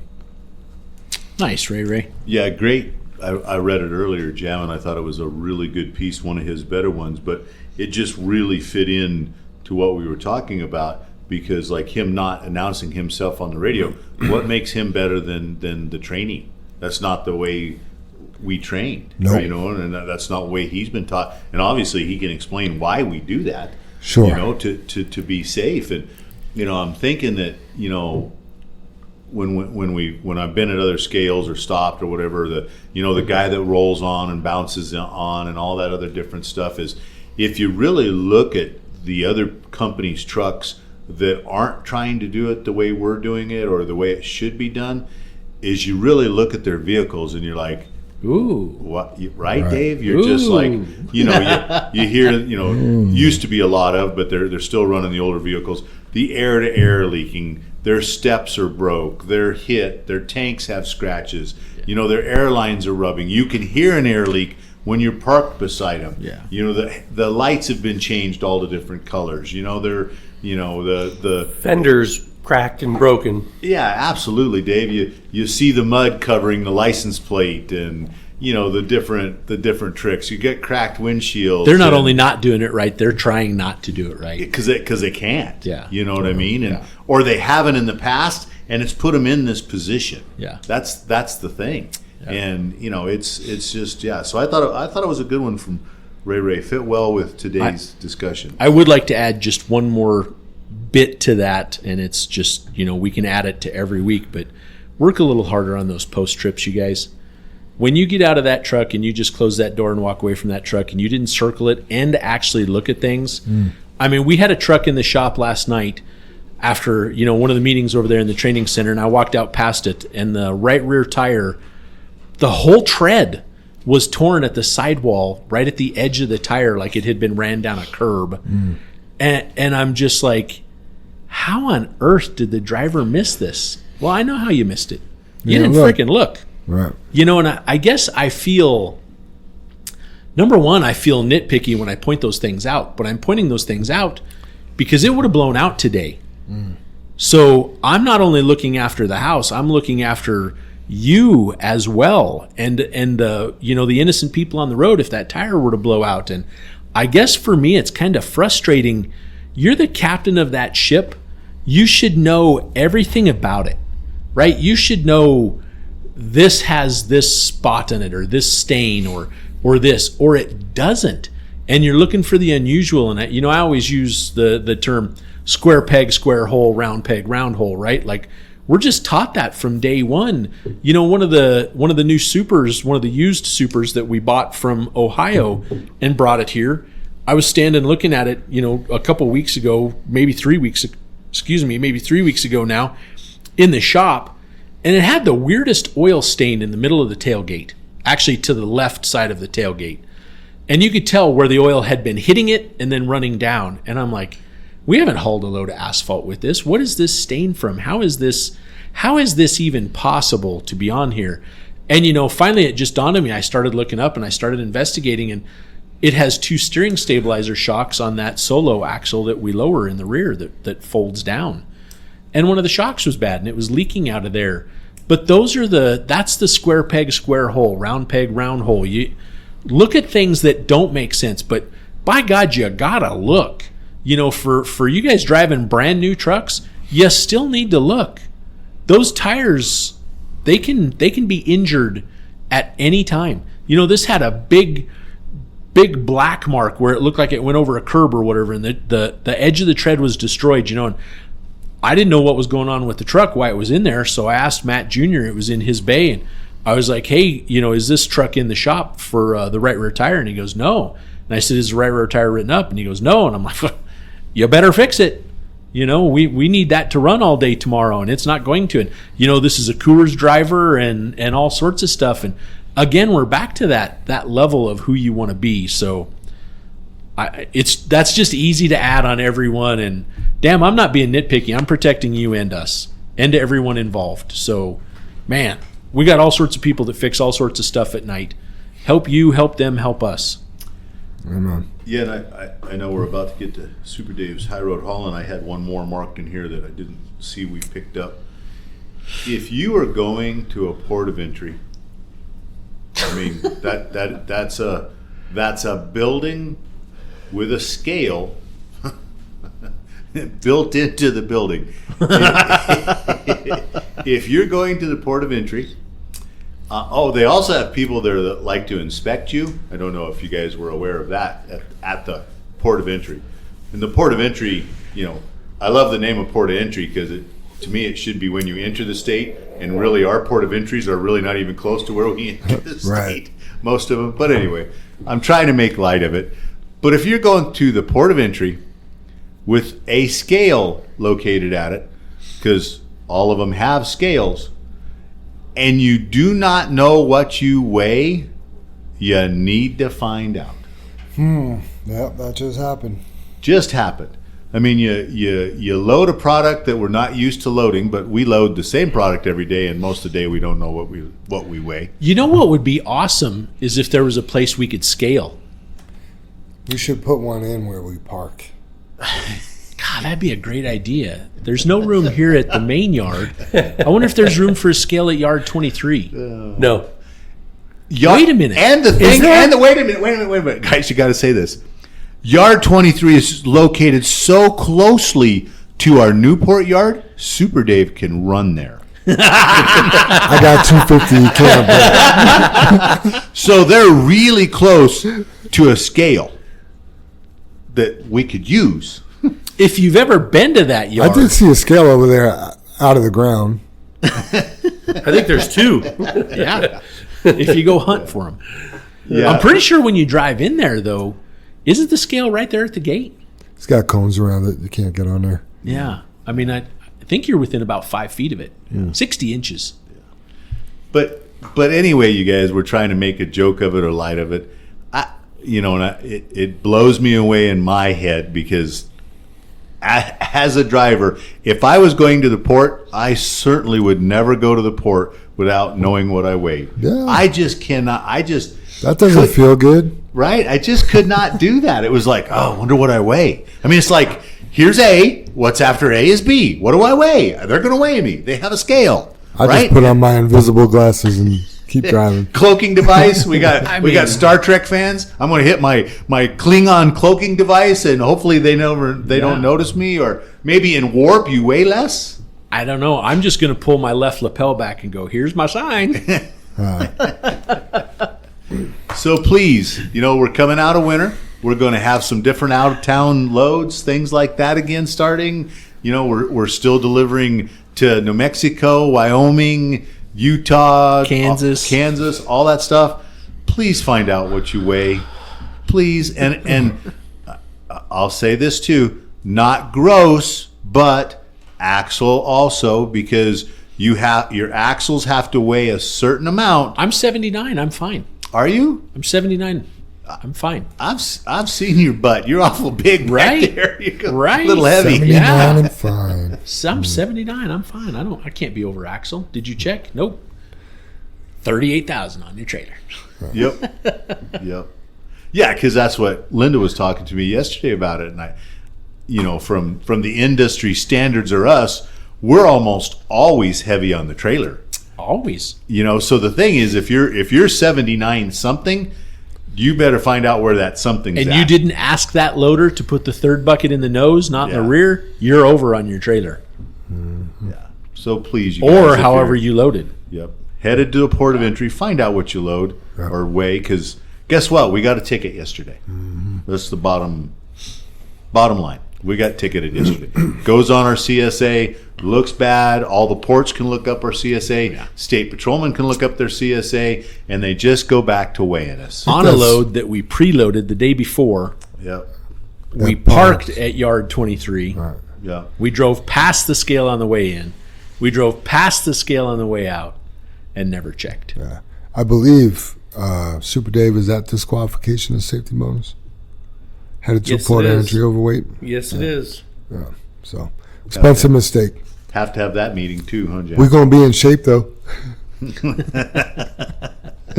Hey, Kendrick did send me something, a little late edition of the podcast, but He texted you? He did text me. Good thing he's not driving. He knows I shouldn't be on my phone. When a driver encounters a change in route, new signs, obstacles, etc., they should have a heightened awareness and slow down, remembering that they have another 45 feet behind them that must clear the obstacle.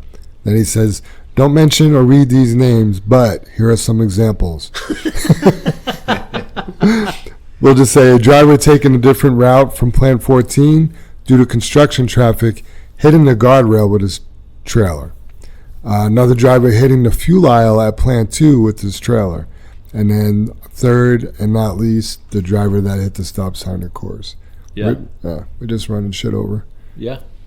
Thanks, Kendrick. All good tips. Soup, you want to hit us with that high road hauling? Okie doke. I've got one this week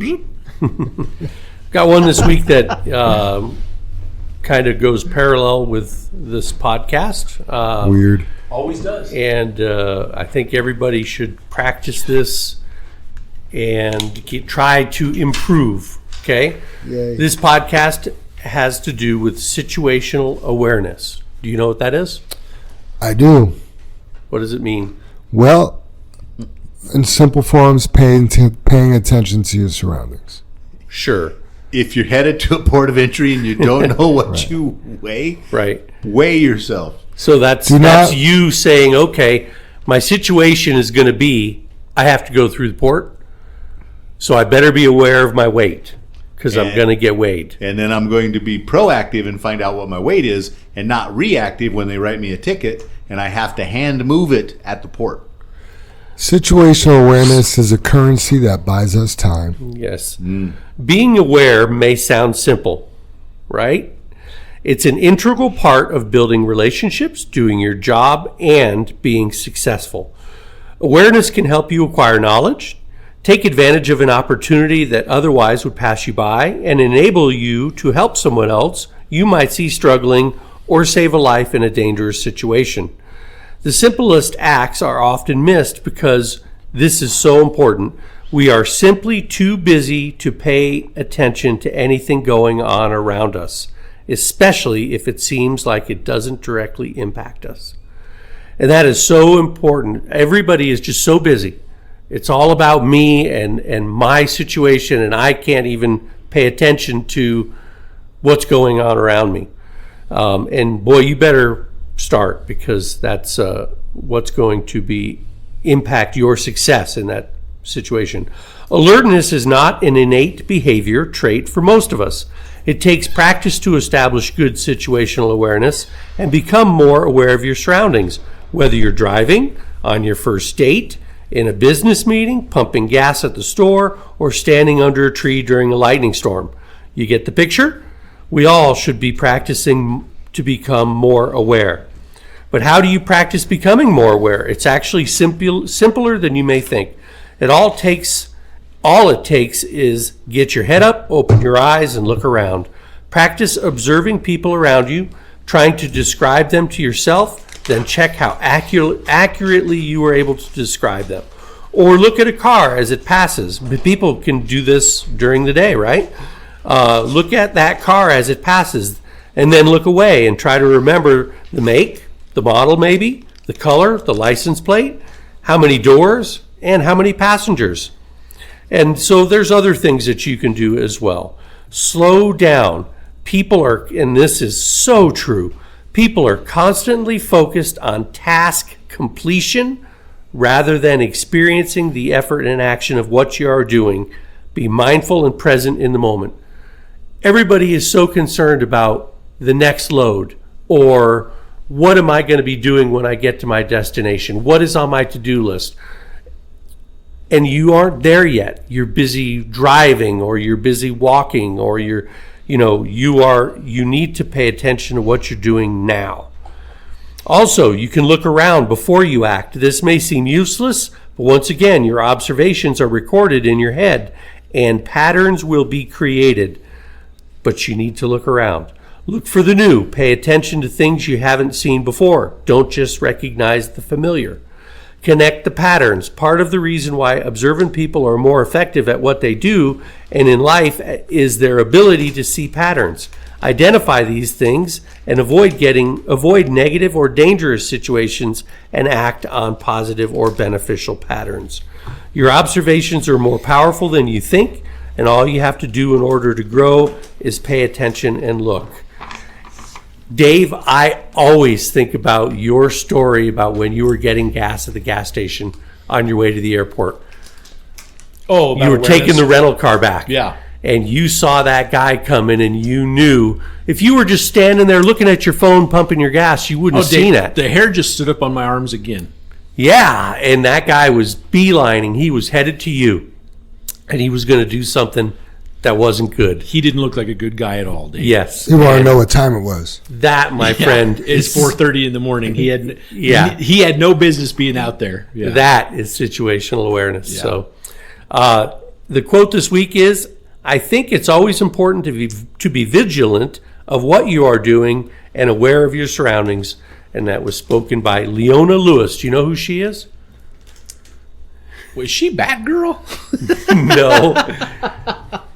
She won the first year of the British Idol show. She's a good singer. Wow. Wow. Yeah. Yep, she's a real good singer. Very cool. So practice to be situationally aware. Final thoughts, everybody? Yeah, I can start, Jim. Reading a couple more things recently, and I kind of felt this was true in a lot of cases, and they kind of gave the statistic that you really don't understand this or you really don't get this. They gave 5 things, and they said you really don't get number 6 until you're in your 40s or 40 and older. I should get it. Right? You'll be okay. You'll get this. I'll get that. Are you 40? I am at least 40. You were 40. You will always have some sort of conflict going on in your life, and you must learn to enjoy life while still solving those conflicts. And I think when you're younger, you just concentrate on the conflict. You don't concentrate on enjoying life while you're solving that conflict, because they're always going to go on. And I think that takes age to understand that. And there is beauty in everything we experience. I think when you're younger, at least in my case, I think I passed over things that were very beautiful, and I missed that experience. And the thing that I try to do a lot of days, I don't know, the last few mornings, me and Dave have joked on the way in, and it is truly up to you, but you just need to adjust your perception. You know, in so many cases, just look at it, just adjust it if at all possible. And then the other thing, and I like this one, and I've heard it before, you can either cry in the storm or dance in the rain. Again, it's all up to you. Yep. Same situation. Same situation. What do you want to give power to? Yeah. You know, are you done? Because I want to. Yeah, I am, Jim. This isn't my final thought, but this week's sermon at church was talking about how your mind or your thoughts, you know, can be your own worst enemy, basically. Or it's called "My Mind Plays Tricks on Me," right? And the pastor talked about, like, let's say you went to your mailbox and you had somebody else's mail, and it was a bill for $50,000, right? Well, that's not your mail. You didn't open it. You know what I mean? Or you shouldn't have. You could get arrested for opening it, right? But the same thing, if you get mail, he called it mail, but let's say you got a letter filled with anxiety or a letter filled with fear. That's not coming from God. That's coming from the enemy. That's not your mail. You don't need to open that, and you don't need to give that power. You know, I thought it was, he did a lot better job than me, but I really, like, what do you want to give power to? Do you want to give the power to anxiety, stress, and fear, or you want to give it to happiness, hope, and, confidence?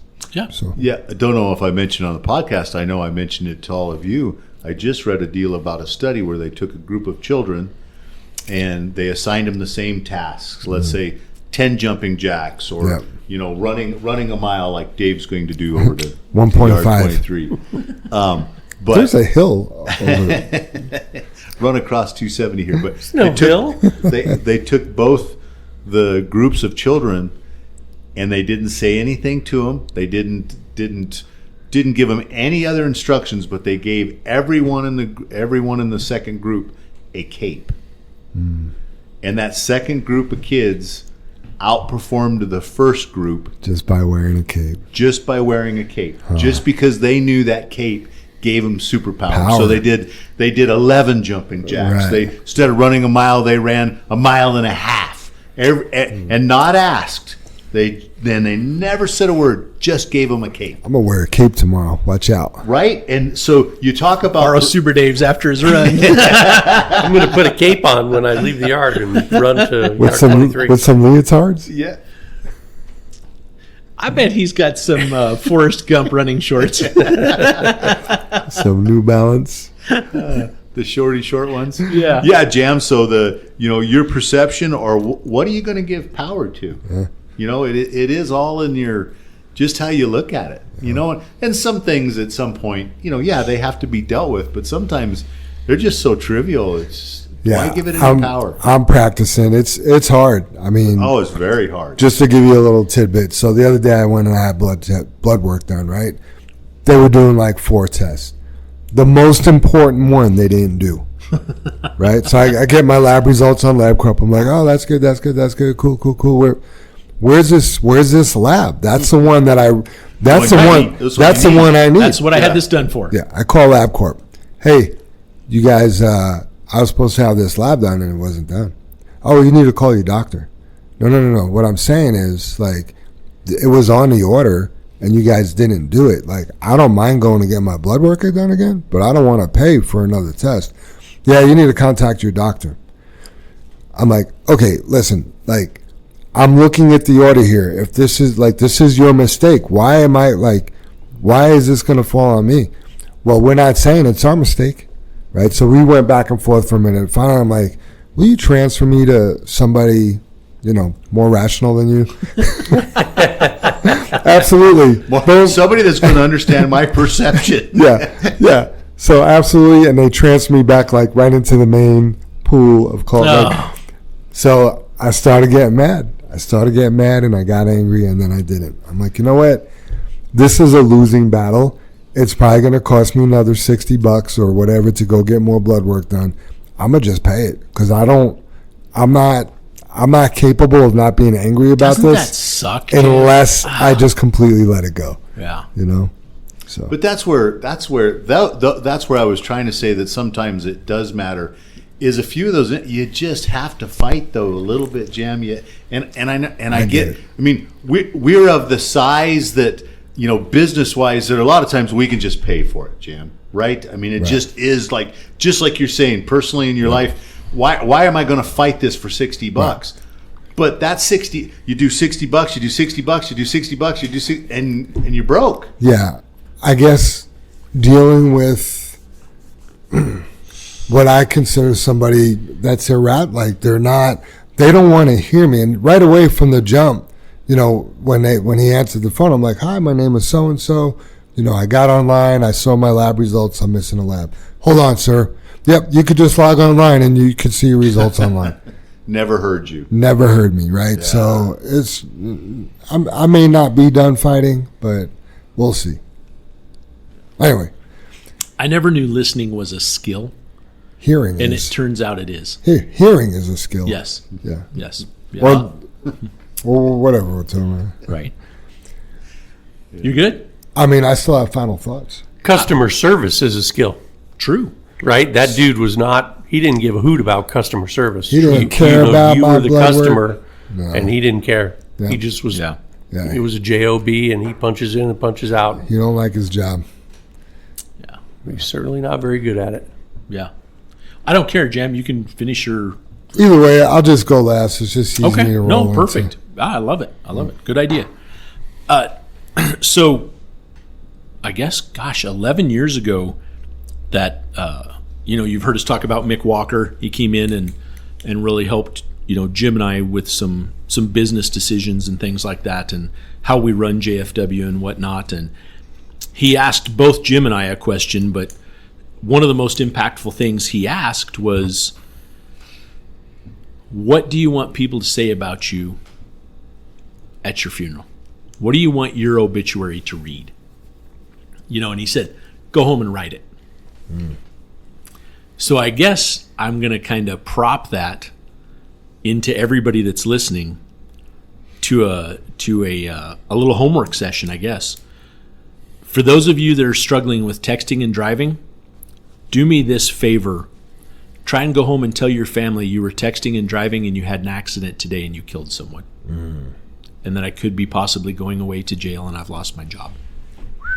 Try that exercise and just see how that makes your family members, what that makes your family members think. I almost just cried. Right? Like I just pictured myself sitting at my table tonight and literally I got overcome by emotion. And about that, Jam, is, and I know you said your wife, write that to Bella. No, I just pictured her looking at me like, but you shouldn't text and drive, Daddy. Like, right? Yeah. Right? Yeah. Fuck. Yeah, Dave, good. But go home and do that. Do yourself this one deed. And if you're struggling with it, even if you're not struggling with it, go home and do it. Go home and just see what your family would tell you. Yeah, and I have to say this too, Dave. And I don't want you to be the guy, because Dave just laid it out there for you. I'm not married. I don't have any kids. All right, write one to your parents. Write one to your neighbor. Write one. Everybody's got a mom and dad. Write one to your parents. Absolutely. So with that, I just have a few more quick things. Jesse, I hope you don't mind me reading your text. I loved it. I probably should have asked for approval, but I don't think there's anything in it. I think it was a great text, and I just want to share it. Jesse BA's a Dave. Yeah. Sure. Thank you. He drives. So funny. I still have him on my phone in 008. Does he drive 001, 101, 103, 105? I don't know. All our guys are here texting, not the listening. two guys that can help us are texting. Anyway, Jesse, you know what truck you drive, and anybody that's at Yard 23 knows him. So anyway, Jesse goes, and this was just out of the blue, you guys. Hey, Brother Dave, I just want to let you know that I have been more involved with everything politics. And I apologize. Here I am on my politics. I'm gonna end my run with it. It's crazy to me that I've been misled for a long time by the media, and I have noticed the last 4 years have been rough for everyone under Biden's administration. Thanks to you, I was doing a lot of research, and it's so shocking to what the Democrats are doing to us. And I'm going to go with liberal Democrats in there, right, are doing to us. I was also able to see a sanctuary place for the Venezuelans this past weekend, and they told me how they were able to get Denver under a program, the money to get to Denver under a program. The money we spend on them to move here for free is crazy to me. And just so everyone understands, that's your tax dollars. All of your tax dollars. And I'm also going to throw in there, City of Denver has asked City Council, they've already approved to go to the ballot with one tax increase for I think it's 0.434%, just to rescue Denver Health for all the homeless and all the illegals that are here. So there's one tax increase that's approved to go to the ballot to let City of Denver vote on.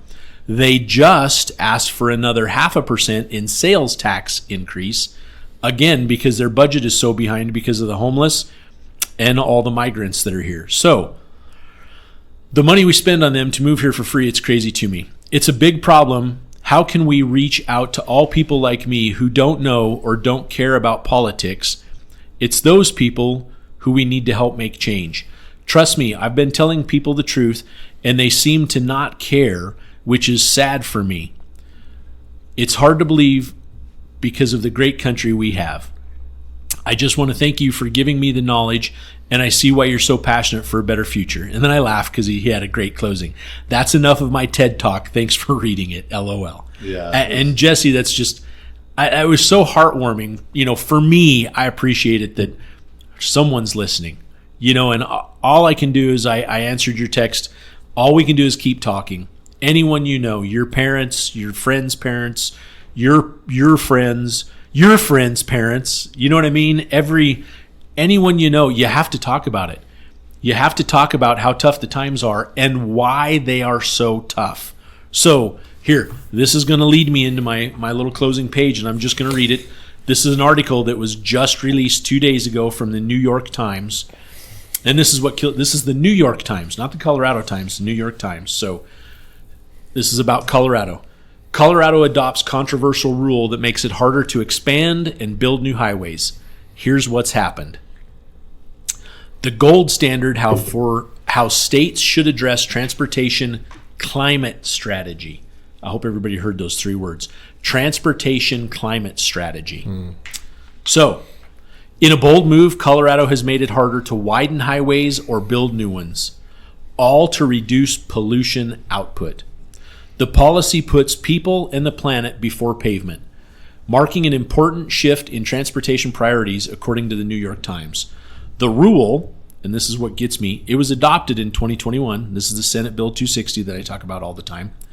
It requires the Colorado Department of Transportation and the Regional Planning Organization to prove how any highway expansion project would reduce pollution. So before they will do any highway project here in Colorado, they need to prove how that's going to reduce pollution. Projects that fail to do so could lose their funding. So, within a year, the department, meaning CDOT, nixed 2 major highway widening projects and redirected $100 million to greener alternatives, like better public transit. Regional planners in Denver followed suit, reallocating a whopping, here's a nice number, nice small number, $900 million. That's 9 with a 9. $900 million. From highways to eco-friendly mobility projects, including bike lanes and faster buses. So, instead of widening an interstate or widening a highway or repairing those roads, we now have $900 million spent on bike lanes and faster buses. So the buses are going to be allowed to break the speed limit, to break the law? I don't know. It's the exact words here, faster buses. So, the transformative policy recognizes that transportation is the single largest source of planet-warming pollution in the U.S. Now, this all has to do with Super Dave just put his hat on backwards. I think he's getting ready for his run so his hat doesn't blow off. This all has ready for those fast buses. Yeah. This all has to do with the Chevron deference. Yeah. Where the government has become their own expert at this. And I'm just going to finish the article here. So, according to the U.S. EPA agency, with the majority coming from cars and trucks. No, sorry, I'll reread the sentence. The transformative policy recognizes that transportation is the single largest source of planet-warming pollution in the U.S., according to the EPA.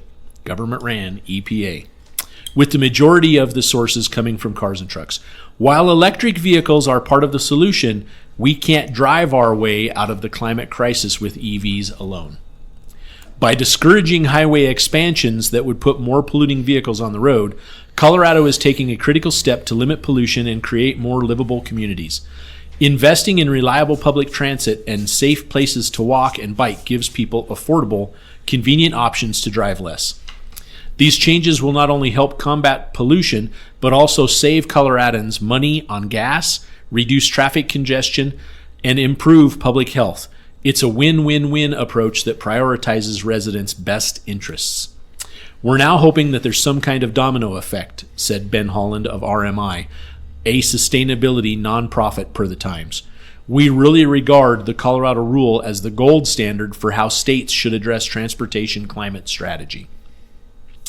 With other states like Minnesota, Maryland, and New York enacting or considering similar measures, Colorado's innovative policy could spark could be the spark that helps transform America's car-centric transportation system into one that better serves people and the planet. In the race to tackle atmospheric pollution, it's time to put the brakes on highways.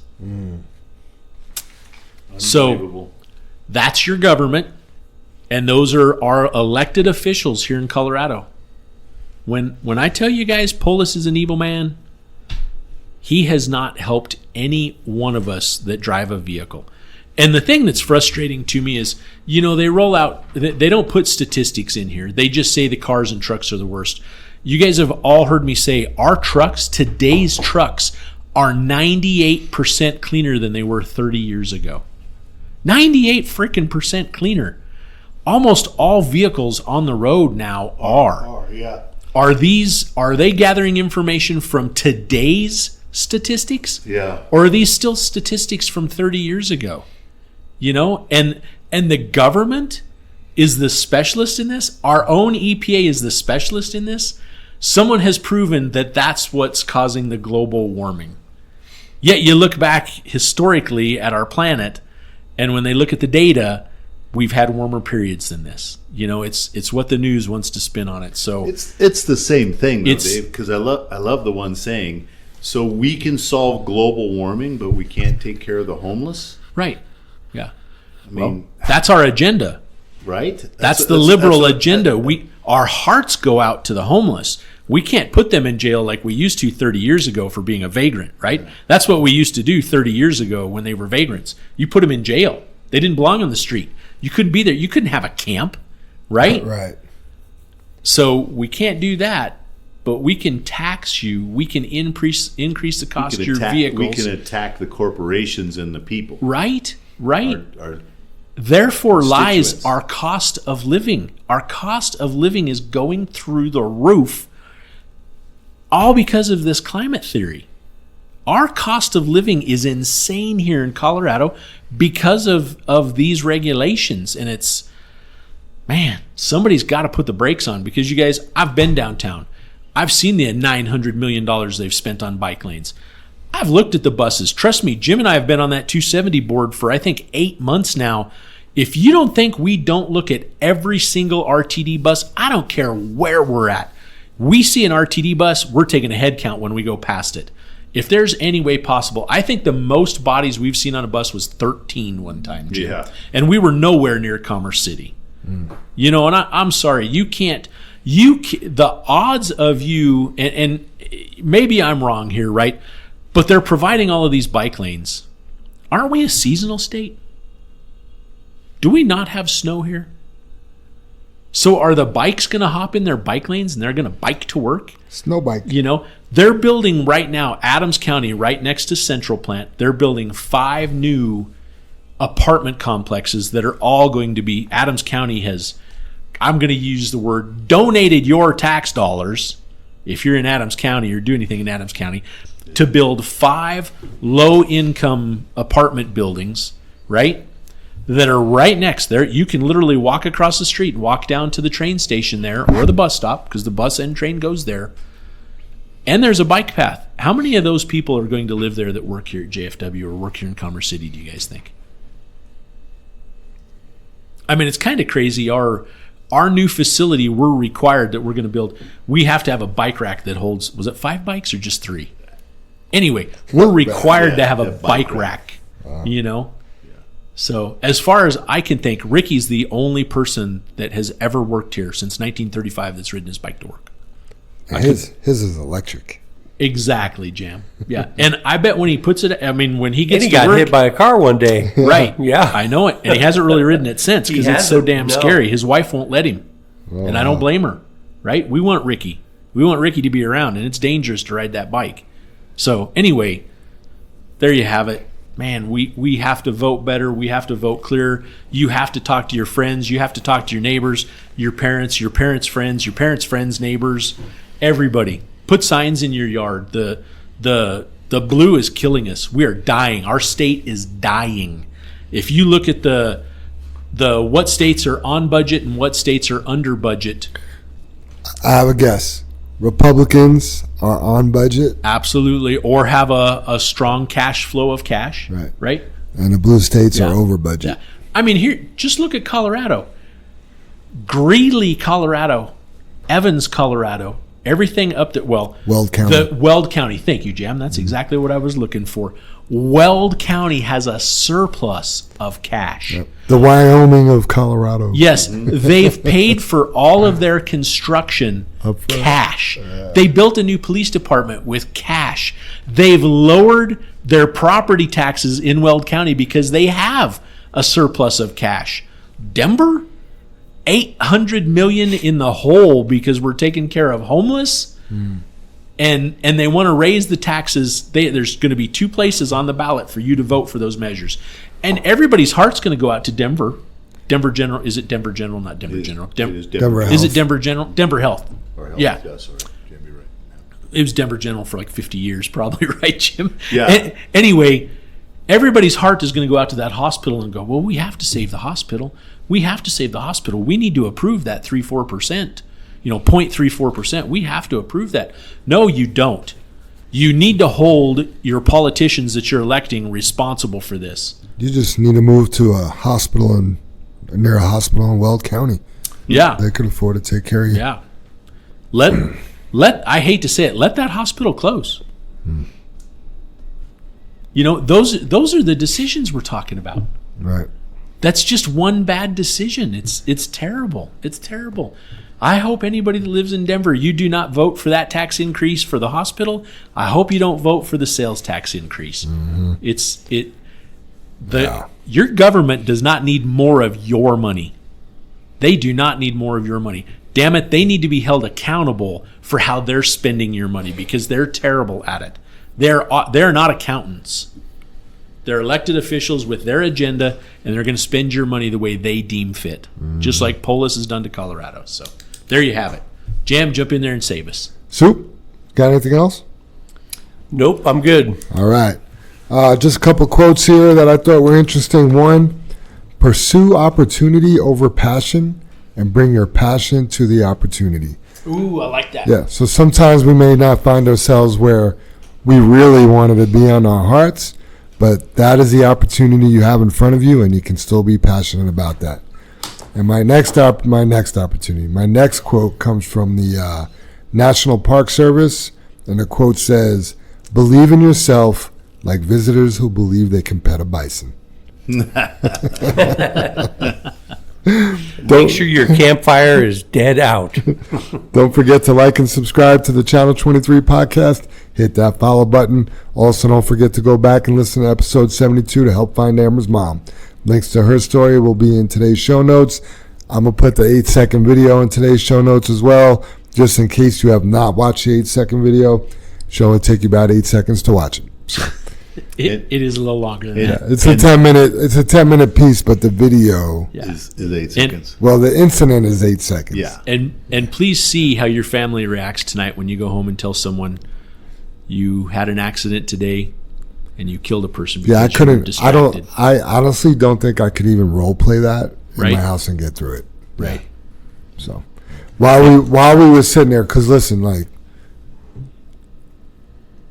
I could be somewhat guilty, right? But we just talked about ways to, like, what are we going to do to stop it? So as we were sitting here, you guys think I'm just texting, but I actually set up a new focus on my phone. So when I go to bed, I hit like focus and nothing comes through unless you're my favorites.